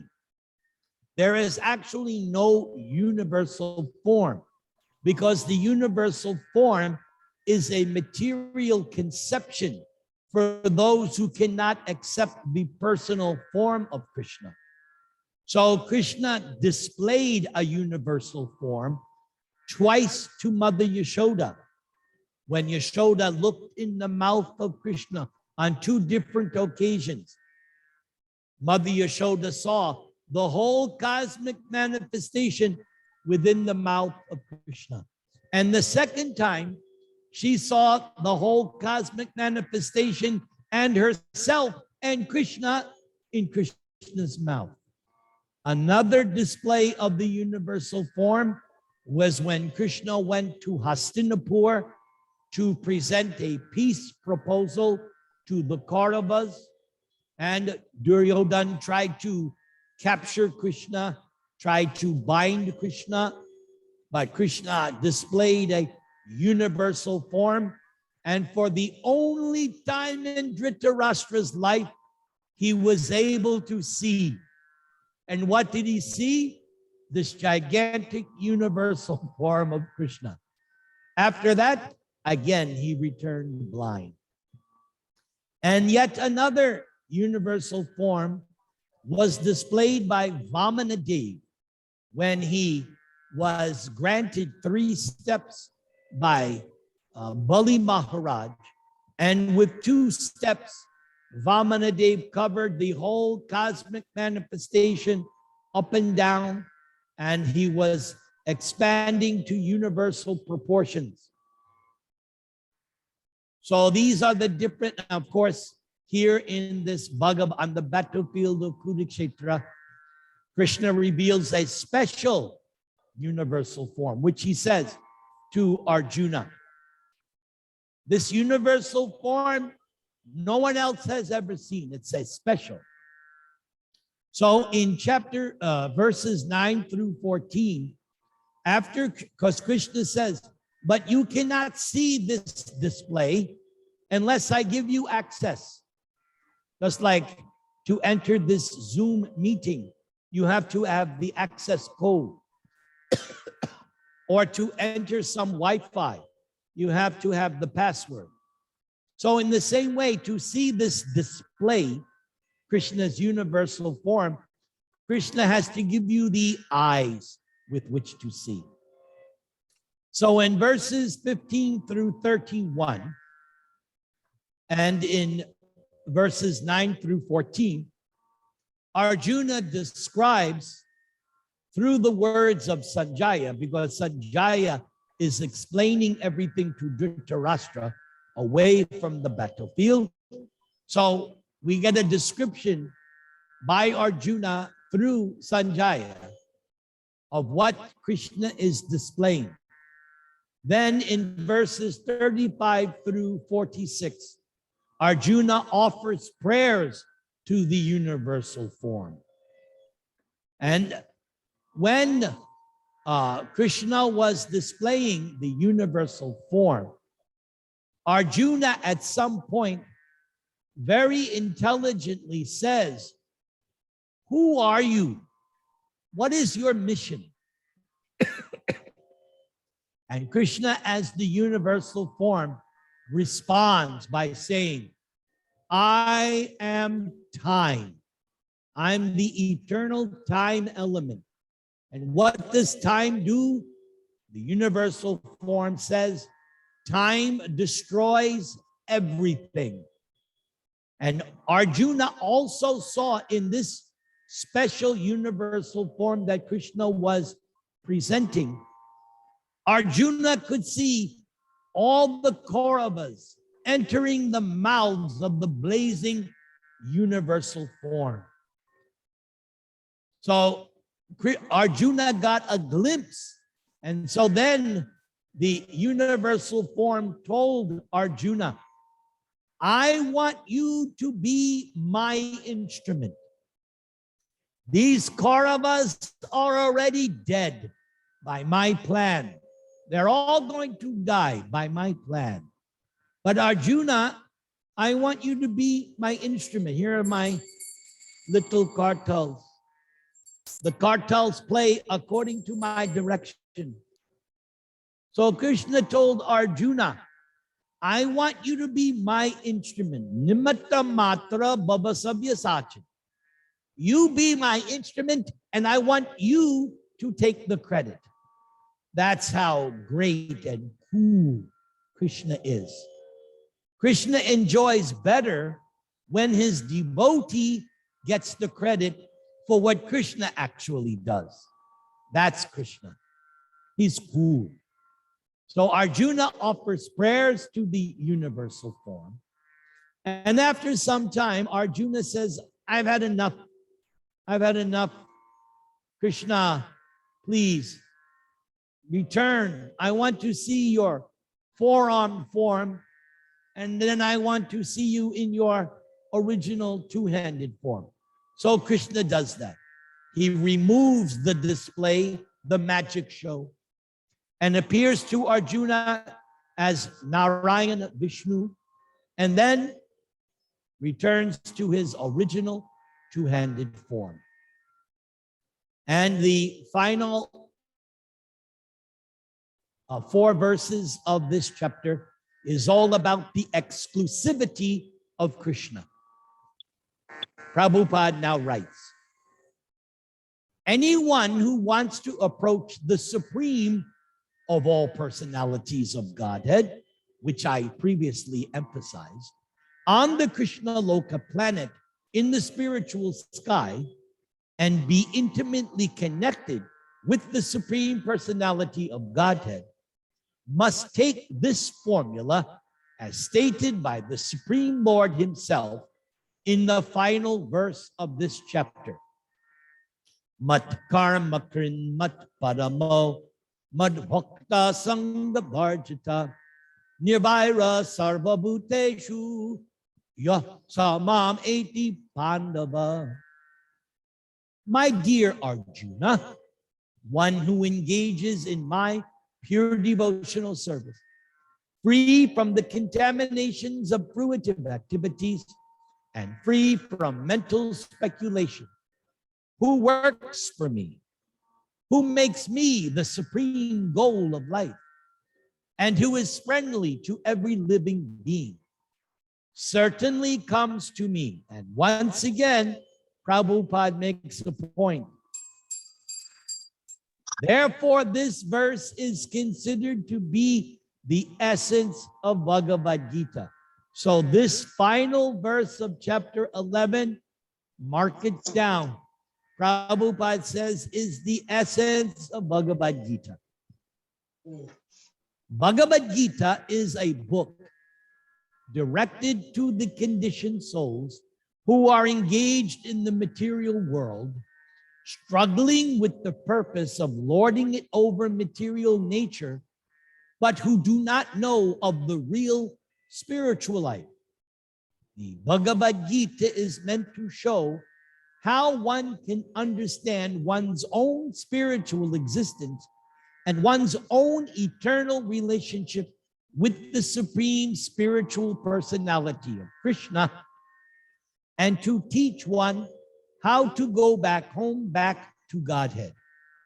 So me personally, I find this very enlivening that I, you, everyone has an individual, unique, eternal relationship with Krishna. And by chanting, by rendering devotional service, that eternal, individual, unique relationship is gradually revealed. That is why I chant. That is why I preach, because I seriously, wholeheartedly want to know my eternal, unique relationship with Krishna. And I hope you do too. Now here is the verse which completely, clearly explains the process by which one can attain success in one's spiritual activity, known as devotional service. The 11th chapter, in summary, describes the universal form of Krishna, which is a temporary manifestation, and the form of eternal time, which devours everything, and even the form of Vishnu, four-handed, which has all been exhibited by Krishna. Thus, Krishna is the origin of all these manifestations. It is not that Krishna is a manifestation of the original Vishvarupa or universal form. No. And Krishna is not a manifestation of Vishnu. No. That's why I have a joke I sometimes say that many people are what I call spiritually dyslexic. A dyslexic person puts everything backwards.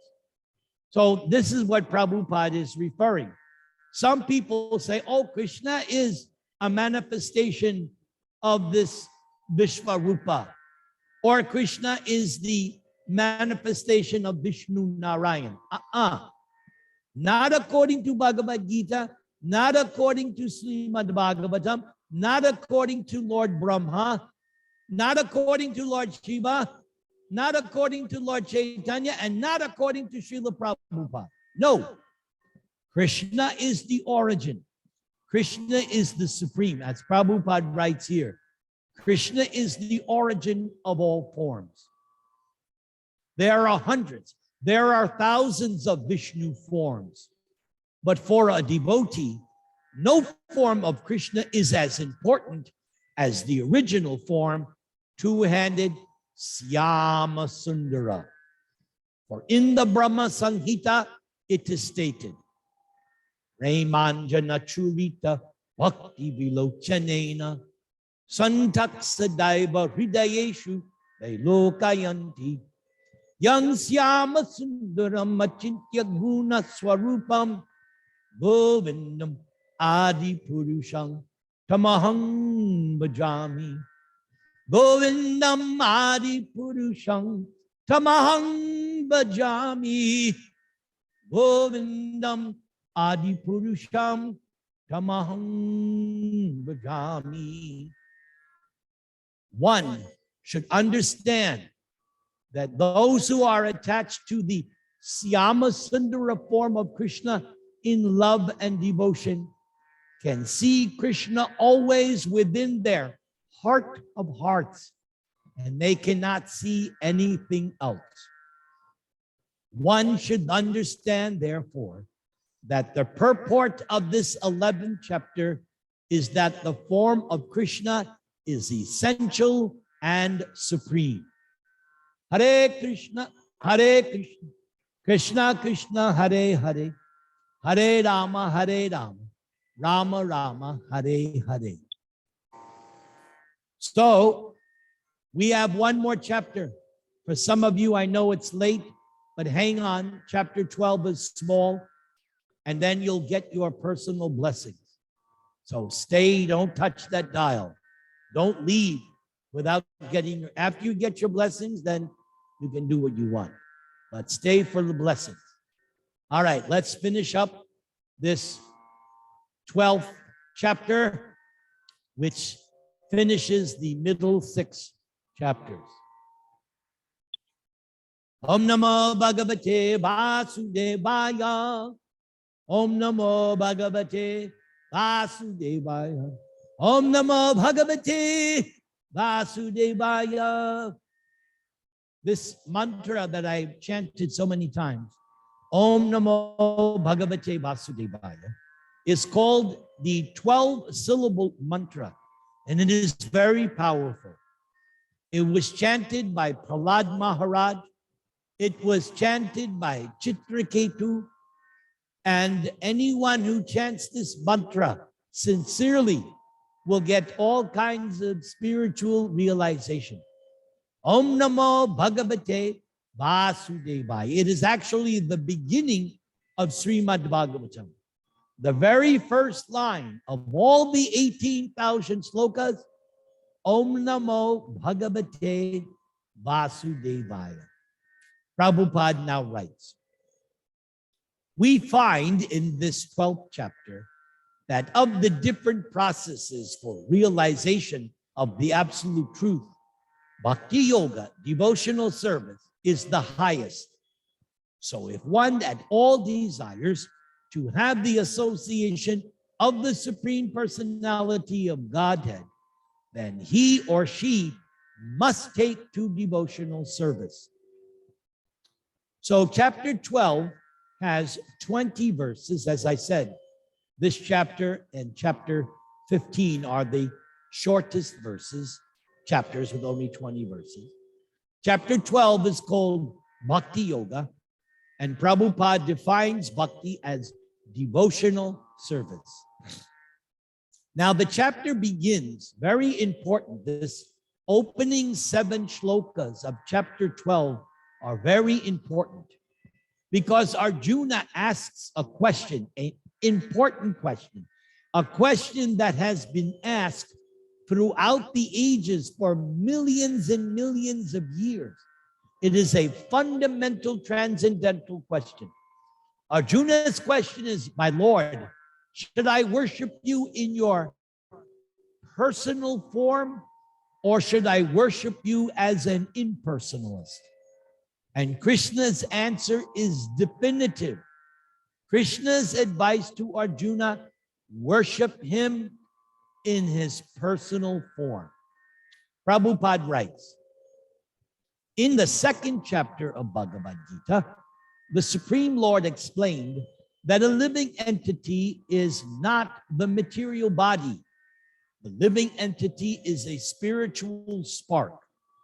And the absolute truth is the spiritual whole.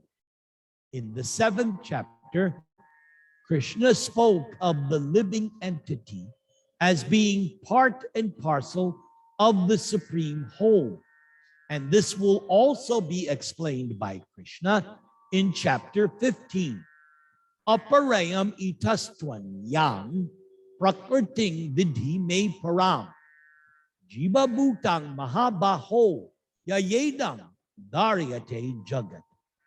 So by this verse in chapter 7, Krishna recommends that one transfer one's attention fully to the whole, as was explained in the first verse of chapter 7. Maya sakta mana partha yogam yunjan madasrayaha asangshayang samagram mang yata gyasyasi tachrinu. And then again, in the 8th chapter, it was said that anyone who thinks of Krishna at the time of quitting his or her body is at once transferred to the spiritual sky, to the abode of Krishna. Antakale chamameva smaran mukva kalevaram yak prayati samadbhavang yati nastyatra sangshayaha. And at the end of the 6th chapter, the Lord clearly said, Yoginam api sarvesham madgatain antar atmana sraddhavan bhajate yoma sameyuktatamo mataha. Of all yogis, one who always thinks of Krishna within him or herself is considered the most perfect. And that is why Lord Chaitanya says, there are no better yogis, there are no better devotees than the gopis of Braja. Because although the gopis were not elevated brahmanas, although the gopis were simple cowherd women, although the gopis never went to the Gurukula, they proved themselves to be the greatest of all yogis. Why? Because they had so much love for Krishna, so much attachment for Krishna, that even in Krishna's absence, they could not forget him. And of all the gopis, the gopi who is the best at this art of always remembering Krishna and never forgetting Krishna is Srimati Radharani. She is the topmost of all meditators of Krishna. Because as Radharani herself admitted, even if I try to forget Krishna, I can't.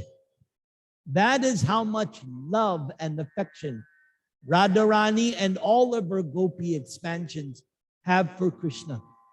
Sometimes thinking and remembering Krishna becomes painful for them, and they feel like, I'm so tired.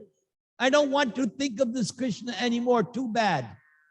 Krishna has captured their hearts, and even if they want to, they cannot forget. So in practically every chapter, the conclusion of Bhagavad Gita has been that one should be attached to the personal form of Krishna, for that is the highest spiritual realization.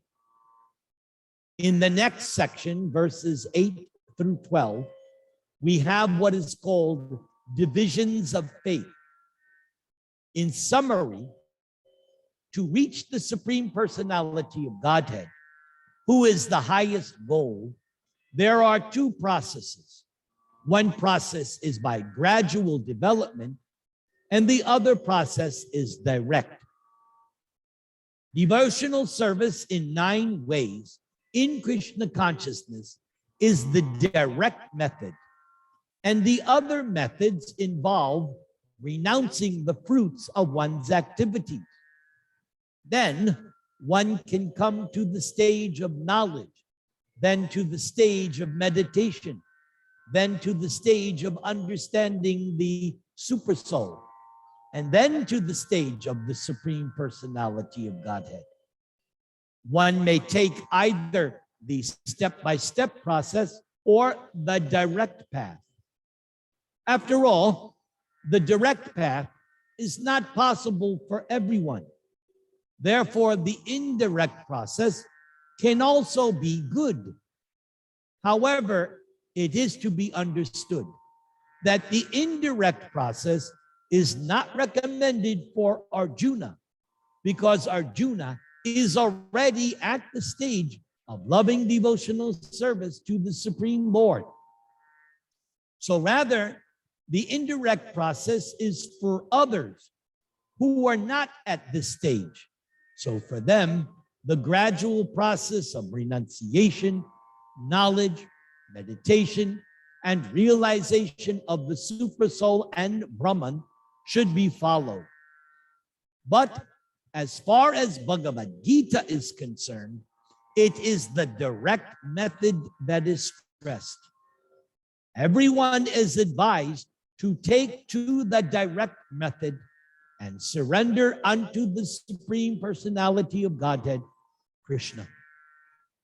And by the way, in Kali Yuga, different from the other yugas, Satya, Treta, and Dwarapa, Kali Yuga is special because taking the direct method has been made easy. It could not be made any easier. Lord Chaitanya came 500 years ago and gave us the simplest, easiest process of the direct method. Hear and chant about Krishna, centered around the holy name. Hare Nama, Hare Nama, Hare Namaiva Kevalam. Klau Nasyeva, Nasyeva, Nasyeva Gatir Anyata. Hare Krishna, Krishna Krishna, Hare Hare, Hare Rama, Rama Rama, Hare Hare. So the chapter ends with 8 verses, which I entitle Description of the Purest Devotee. And Prabhupada wraps up this 12th chapter as follows. In this 12th chapter of Bhagavad Gita, from verse 2 through the end, the Supreme Lord has explained the process of transcendental service for approaching him. Such processes are very dear to the Lord, and Krishna accepts a person engaged in them. So the question of who is better, one who is engaged in the path of impersonal Brahman, or one who is engaged in the direct path in the personal service of the Supreme Personality of Godhead, was raised by Arjuna. And the Lord replied to him so explicitly that there is no doubt that devotional service of 9 kinds to the personality of Godhead is the best of all processes of spiritual realization. Krishna said, Maya Vaishya Mano Yema Nitya Yukta Upasate Sradhaya Paryo Petas Tame Yukta Tama Mata. So there Krishna told Arjuna, you should think of me in my personal form with great faith and worship me. Always think of me. But then Krishna said, Klesho adikataraste sham avyakta sakta chetasam avyakta higatir hukam de havad bir avapyate. After telling Arjuna that the direct process of devotional activities, if you do not take that, if you instead choose the impersonal path, klesha, difficulty, trouble, painstaking. Yes, the impersonal process is not easy like the personal process. It is very difficult. Prabhupada continues. In other words, in this 12th chapter, it is decided that through good association, one develops attachment for pure devotional service and thereby accepts a bona fide spiritual master, and from him begins to hear and chant and observe the regulative principles of devotional service with faith, attachment, and devotion, and thus becomes engaged in the transcendental loving service of the Lord. This path is recommended in this 12th chapter. And therefore, there is no doubt that devotional service, bhakti yoga, is the only absolute path for self-realization, for the attainment of the Supreme Personality of Godhead. The impersonal conception of the Supreme Absolute Truth, as described in this 12th chapter, is recommended only up to the time one surrenders him or herself for self-realization. In other words, as long as one does not have the chance to associate with a pure devotee, the impersonal conception may be beneficial. In the impersonal conception of the Absolute Truth, one works without fruitive result. One meditates and one cultivates knowledge to understand spirit and matter. This is necessary as long as one is not in the association of a pure devotee. Fortunately, if one develops directly a desire to engage in Krishna consciousness in pure devotional service, then he or she does not need to undergo step-by-step improvements in spiritual realization. As in my case, because I came in contact with Srila Prabhupada, because I saw him, because I heard him, because I continue to read his books, because I incessantly hear and chant, I am already directly engaged. I am considered fortunate. And you too can be considered fortunate. You have your teacher, Sri Nam Radha. She is also a pure devotee of Krishna, for she is only giving you what Guru and Krishna are teaching. You stay in her association and you will be blessed by Krishna. Prabhupada finishes up. Devotional service, as described in the middle 6 chapters of Bhagavad Gita, is more congenial. One need not bother about materials to keep body and soul together, because by the grace of the Lord, everything is carried out automatically. Hare Krishna, Krishna Krishna, Hare Hare, Hare Rama, Rama Rama, Hare Hare. Now, before I give individual blessings, I like to do what I call my spiritual insurance policy. So this is a blessing, general blessing for all of you, because in these current times, we are in danger, we are fearful, we are afraid of so many things. Imagine if you were living in Ukraine right now, you could not sleep, you could not eat. At any moment, bombs are coming, destroying your whole village, but you are right now safe. So I'm going to pray for your continued safety and protection. You can thank me later. I do this as service. So here is my spiritual insurance policy.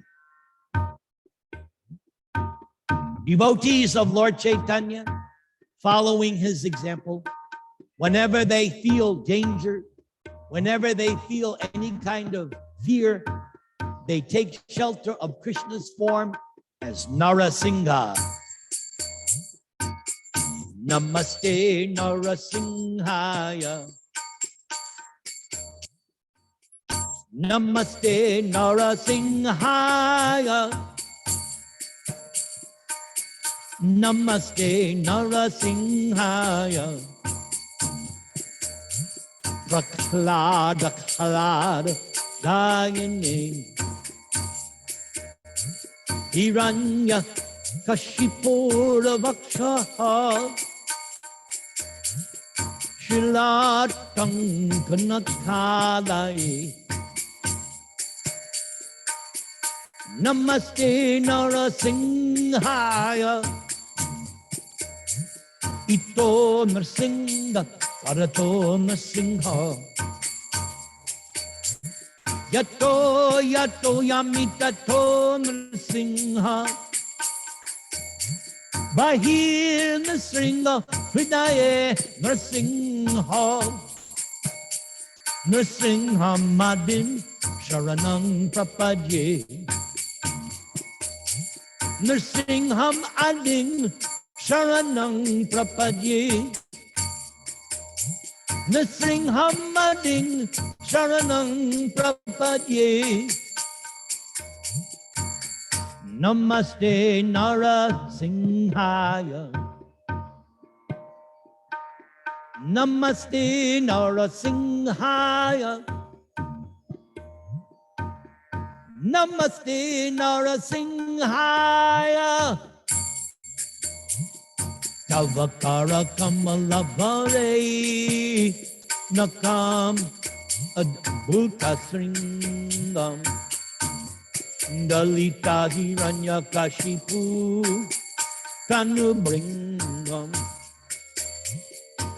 Keshavadrita Arahadirupa Jagadisha Hare. Jaya Jagadisha Hare. Jaya Jagadisha Hare. Keshavadrita Narahadirupa Jaya Jagadisha Hare. Jaya Jagadisha Hare. Jaya Jagadisha Hare. Hare Jaya Jagadisha Hare. Hare Krishna, Krishna Krishna, Hare Hare, Hare Rama, Hare Rama, Rama Rama, Hare Hare.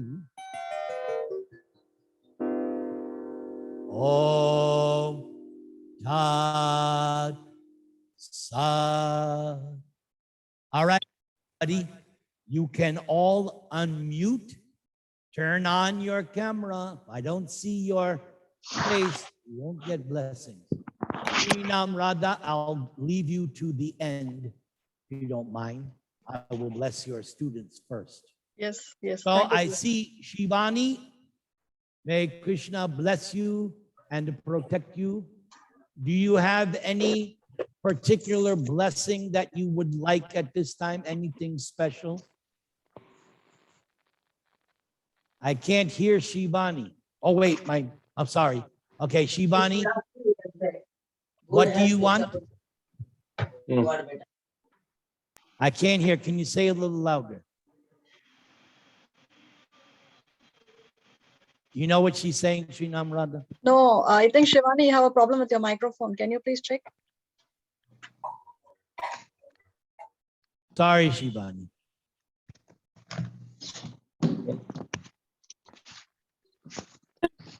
I think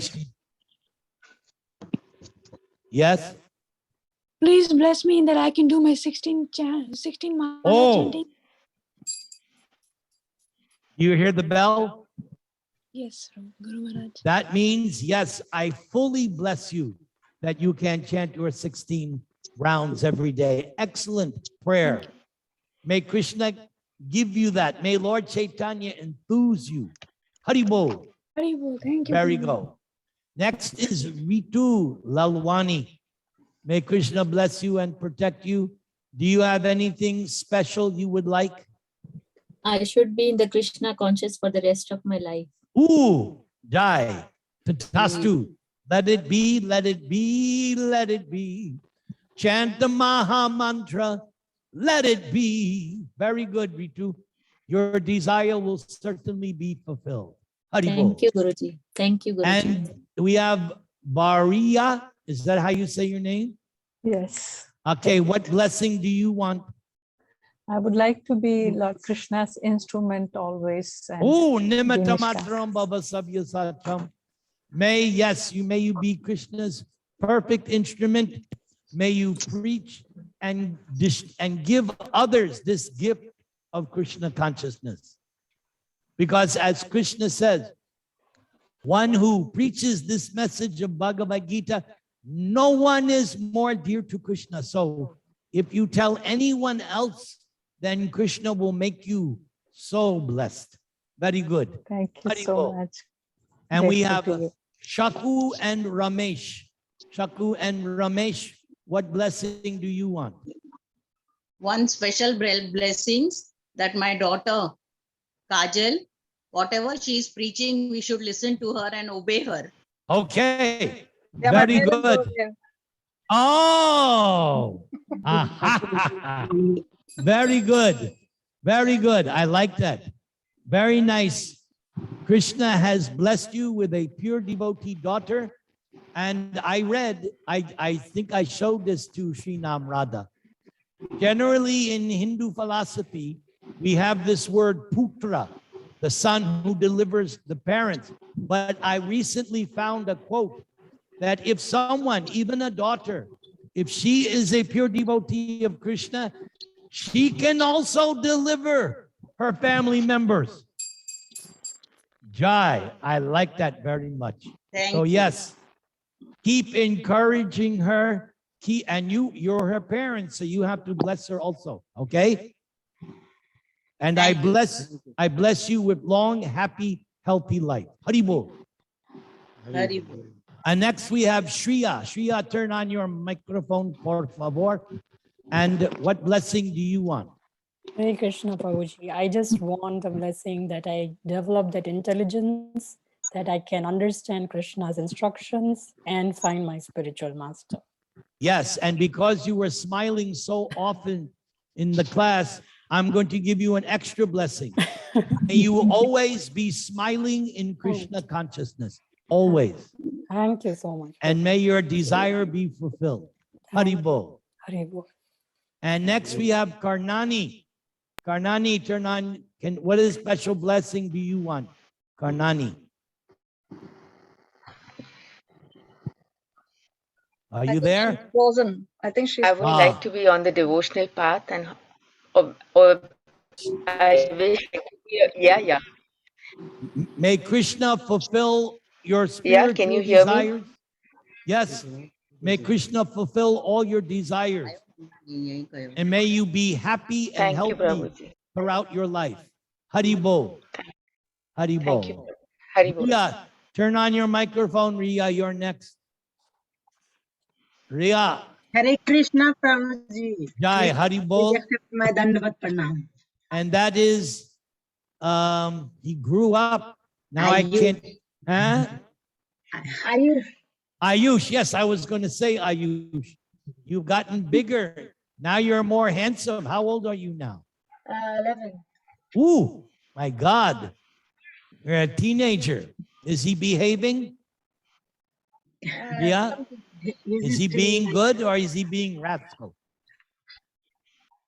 Sometimes. Sometimes, hey, you be good. Serve your parents. Ria, what blessing do you want? Gurudev, whatever you want to give, please bless me.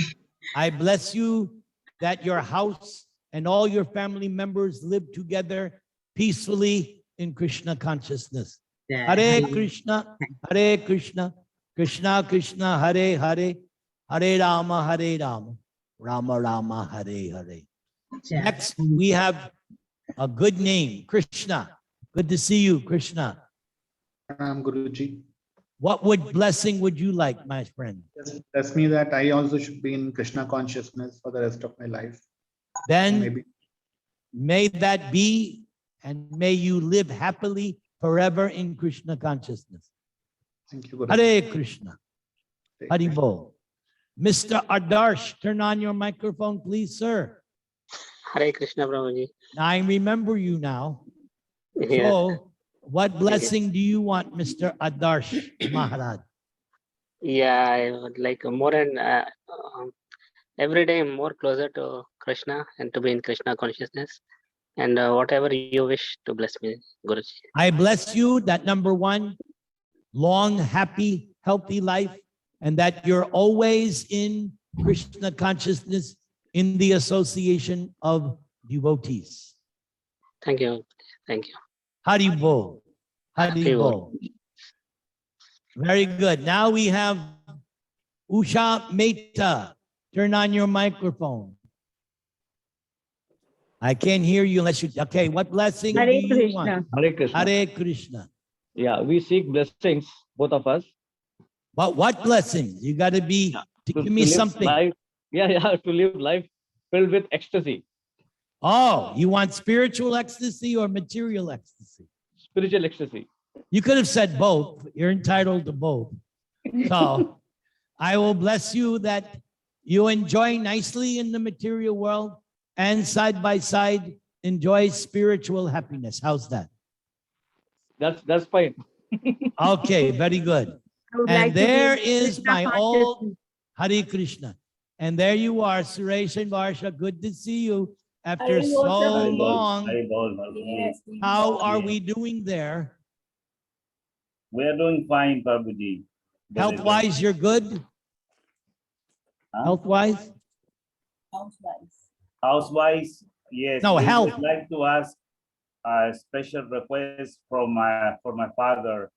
Ah. He's going to get operated now on April 19th. He's got a tumor, and we would like a special blessing for him. So everyone is now going to pray for your father together. Hare Krishna, Krishna Krishna, Hare Hare, Hare Rama, Rama Rama, Hare Hare. May Krishna bless your father, and may Krishna bless you also, you too. And how the boys are, they're good? They're behaving, they're serving? Excellent. Jai. Better. Jai, very good. Excellent. And now we have Parthasarathi. Turn on your microphone, sir. 1 minute. Yes. Hello? Hello. No, you just turned it off. Turn it back on. You got to turn your microphone back on. You had it on.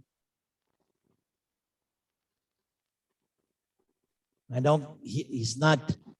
Oh, there you Good are. afternoon. Can you hear me? Now I can hear you, Maharaj. Yeah. Very good afternoon. Hare Krishna. Hare Krishna. Yes. Hare Krishna. What blessing would you like, sir? Actually, I'm maintaining ill health since some 3 to 4 months. And therefore, I had a disconnect with this group. I wasn't able to maintain for 3 to 4 months. Oh. It is my wish. There's my wish that my health get fully recovered, so I can have my health parameters fully recover, and I wish to serve the God and take part in religious activities. This is a very good prayer. We will all now bless you for quick recovery. Hare Krishna, Krishna Krishna, Hare Hare, Hare Rama, Rama Rama, Hare Hare. May Krishna completely heal you and give you vim and vigor. And yes, attend the classes. Yes. Yes, sir. And this is the first Very class good. I attended for many months. Yes, you came for a good class, I hope. Yes, yes. And I'm going to go back because now I see Ranjit.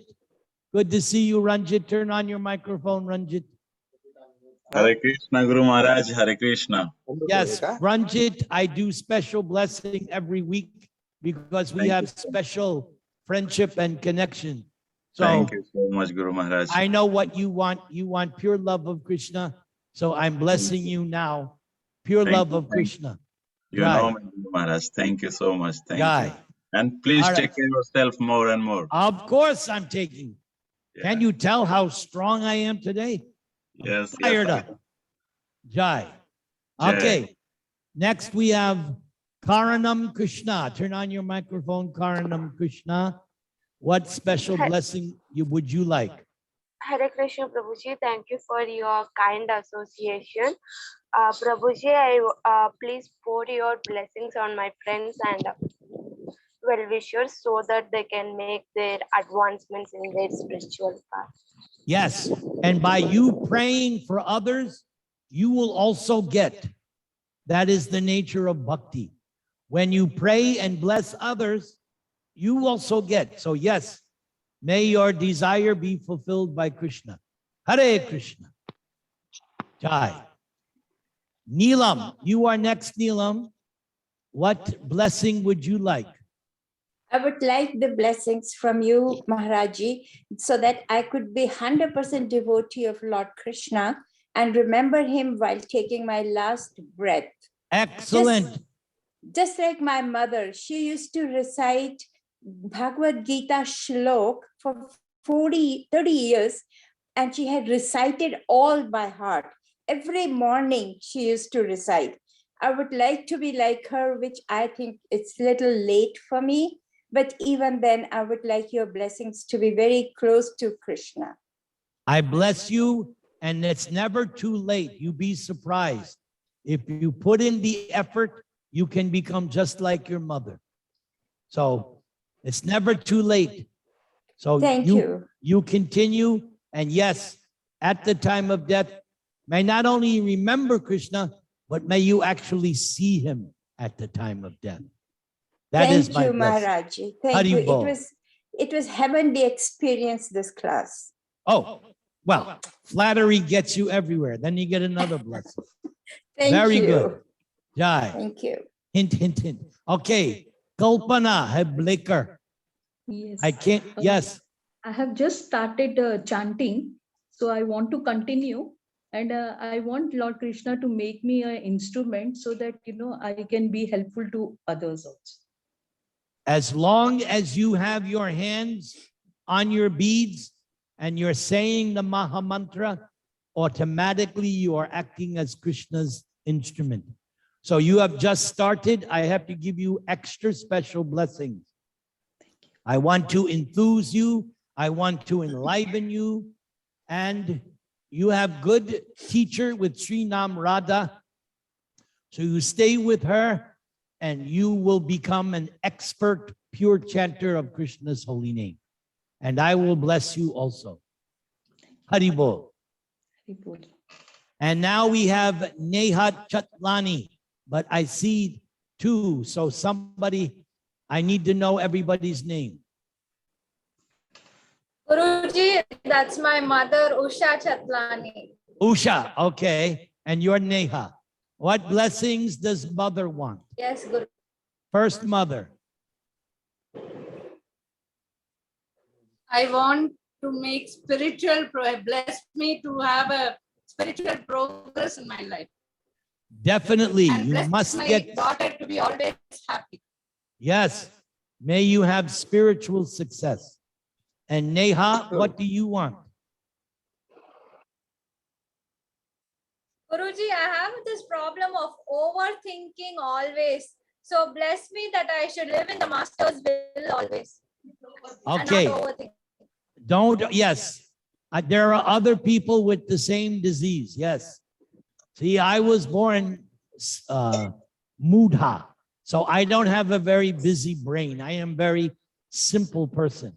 But you come probably from very pious, intelligent background. So you have active brain. So I want Krishna to give you peace. You have to have peace in the heart.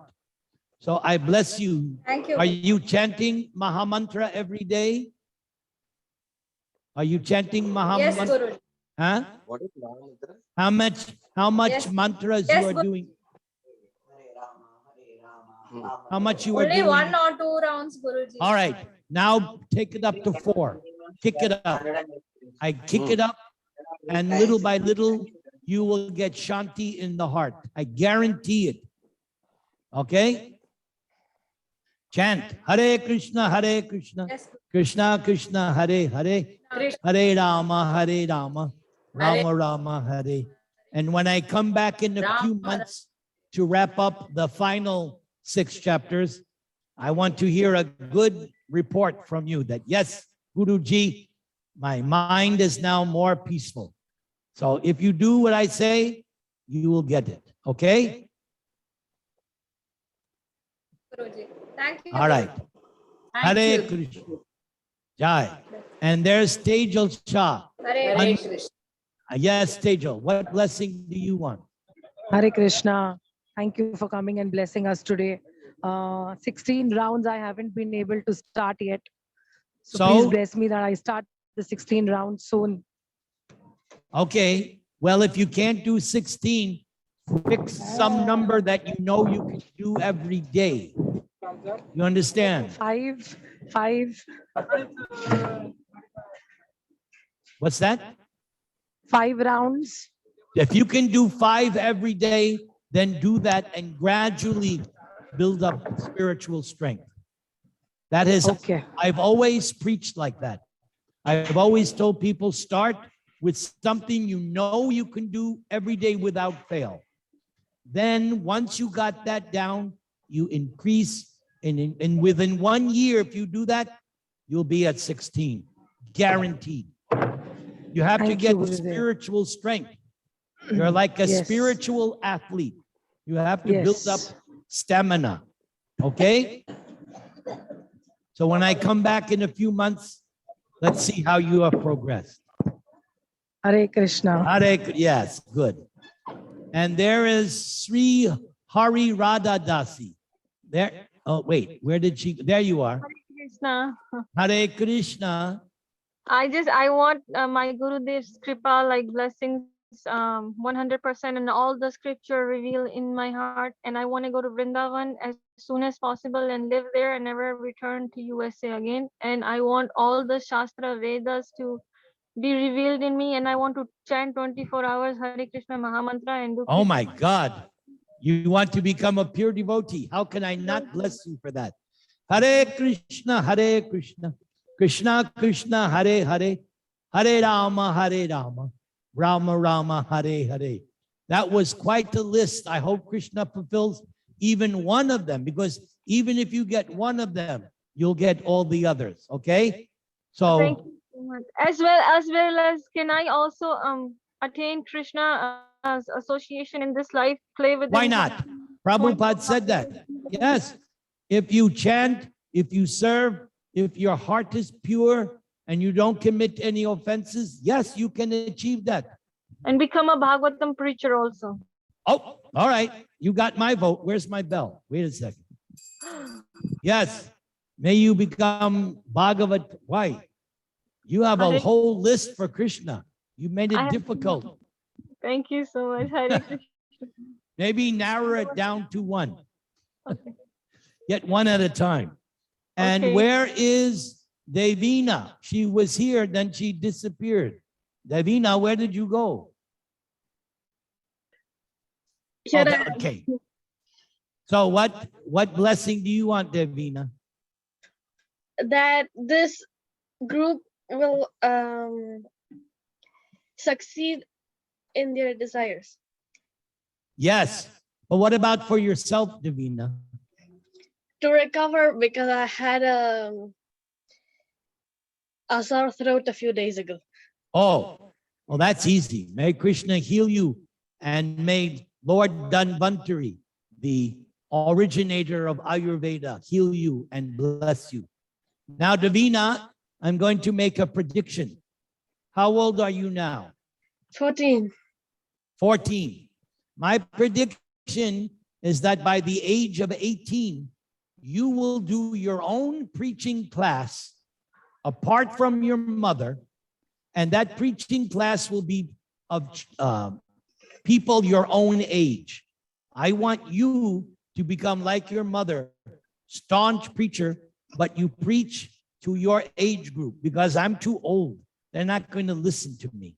But if you become strong preacher, pure devotee, then you can impress your age group and deliver them just like your mother. So I'm blessing you for that. Giving you 4 years. I'm giving you 4 years. Okay? Thank you so much, Gurudev. Haribo. And now Sri Nam Radha, your blessings. We have What do you people want, left. Sri Nam? Huh? We still have Upasana and Karuna left without blessings. They didn't turn on, they got to turn on their camera. Sorry. Okay. I don't want to bless in personal. No, I want to see face. So until they turn on, there's Karuna. Thank you. What blessing do you want, Karuna? I want happiness and peace for my family and daughters. Yes, that is explained in Bhagavad Gita. How can there be any happiness without peace? And if you want peace, then you accept Krishna as the supreme God, as the supreme friend, and the supreme controller and beneficiary. And you chant Maha Mantra from the core of your heart. Hare Krishna, Krishna Krishna, Hare Hare, Hare Rama, Rama Rama, Hare Hare. May your desire be fulfilled. Thank you. I'll see you in a few months. All right, Sri Nam Radha, that's it. You're the final one. Yes, Gurudev, please bless me that I can fulfill your instructions and the instructions of my Guru Maharaj in this lifetime itself. Yes, I bless you that you become a Upadhyay, a learned scholar of Prabhupada's books, and may you have the potency, the Shakti. I sent you that verse that was composed by Vallabhacharya, glorifying Lord Chaitanya, that unless one is empowered by Krishna, one cannot not have any potency to preach. So I want you to get that Bhakti Shakti, that same Bhakti Shakti that Narada has. I want you to have that Bhakti Shakti and preach all, not just Santiago, all over the world. May you convince, just as you have become convinced, you should be able to convince others. So go on with your preaching, your chanting, serve your family, take care of your husband, and yes, and preach Krishna consciousness, and take care of Davina, the future preacher. Yes. Okay. Thank you. Everybody, I've taken up much of your time. May Krishna bless you, protect you, maintain you, and I'll see you in a few months when you finish up the whole Bhagavad Gita. Hare Krishna, Hare Krishna, Krishna Krishna, Hare Hare, Hare Rama, Hare Rama, Rama Rama. Thank you for being such a wonderful class and allowing me this ecstatic privilege. I'm very happy to have been here today, and I'm so fired up. I'm ready to conquer the world. So thank you for your blessings by you coming and attending and smiling, because sometimes I give classes and people are like this. No, but you were all smiling. So I get encouragement. Thank you. Gurudev, can I ask you for one last thing? Who is this? This is Hari Radha. Okay. Can I ask you to reunite me with my Guru Maharaj who lives in Vrindavan and follow his instruction for until my last breath? Yes. May you be reunited with your Guru Maharaj, and may you be in Krishna consciousness beyond your last breath, forever. Hare Krishna, Krishna Krishna, Hare Hare, Hare Rama, Rama Rama, Hare Hare. Okay, everybody, thank you very much. Thank you, And if Guru you have Maharaj. any questions, Sri Nam Radha can answer them all. because if she can't answer, she'll contact me, and then we will debate and discuss. Sometimes we even fight on philosophical points. Yes, she's quite heavy. I guess maybe you didn't know that. She can be real stubborn. Sometimes the emails go back days and days, me trying to convince her, and she's saying, no, that doesn't answer the... So anyway, she's more than capable of answering all your questions. May Krishna bless you and protect all of you. Thank you. You're in good hands. In America, we have this commercial. You're in good hands with Allstate Insurance. So you are in good hands with Srinam Radha. She has my full 108% approval and blessing. So you are in good hands. Actually, you're better off with her than me. So you're doing good. Okay, everybody? I'll see you in a few months. Yes, Jai also Shri bless Krishna. us. Jai Also Lord bless us Chaitanya. all, please. Jai Srila Shri Krishna. Prabhupada ki. Jai. All right. Haribol. Haribol.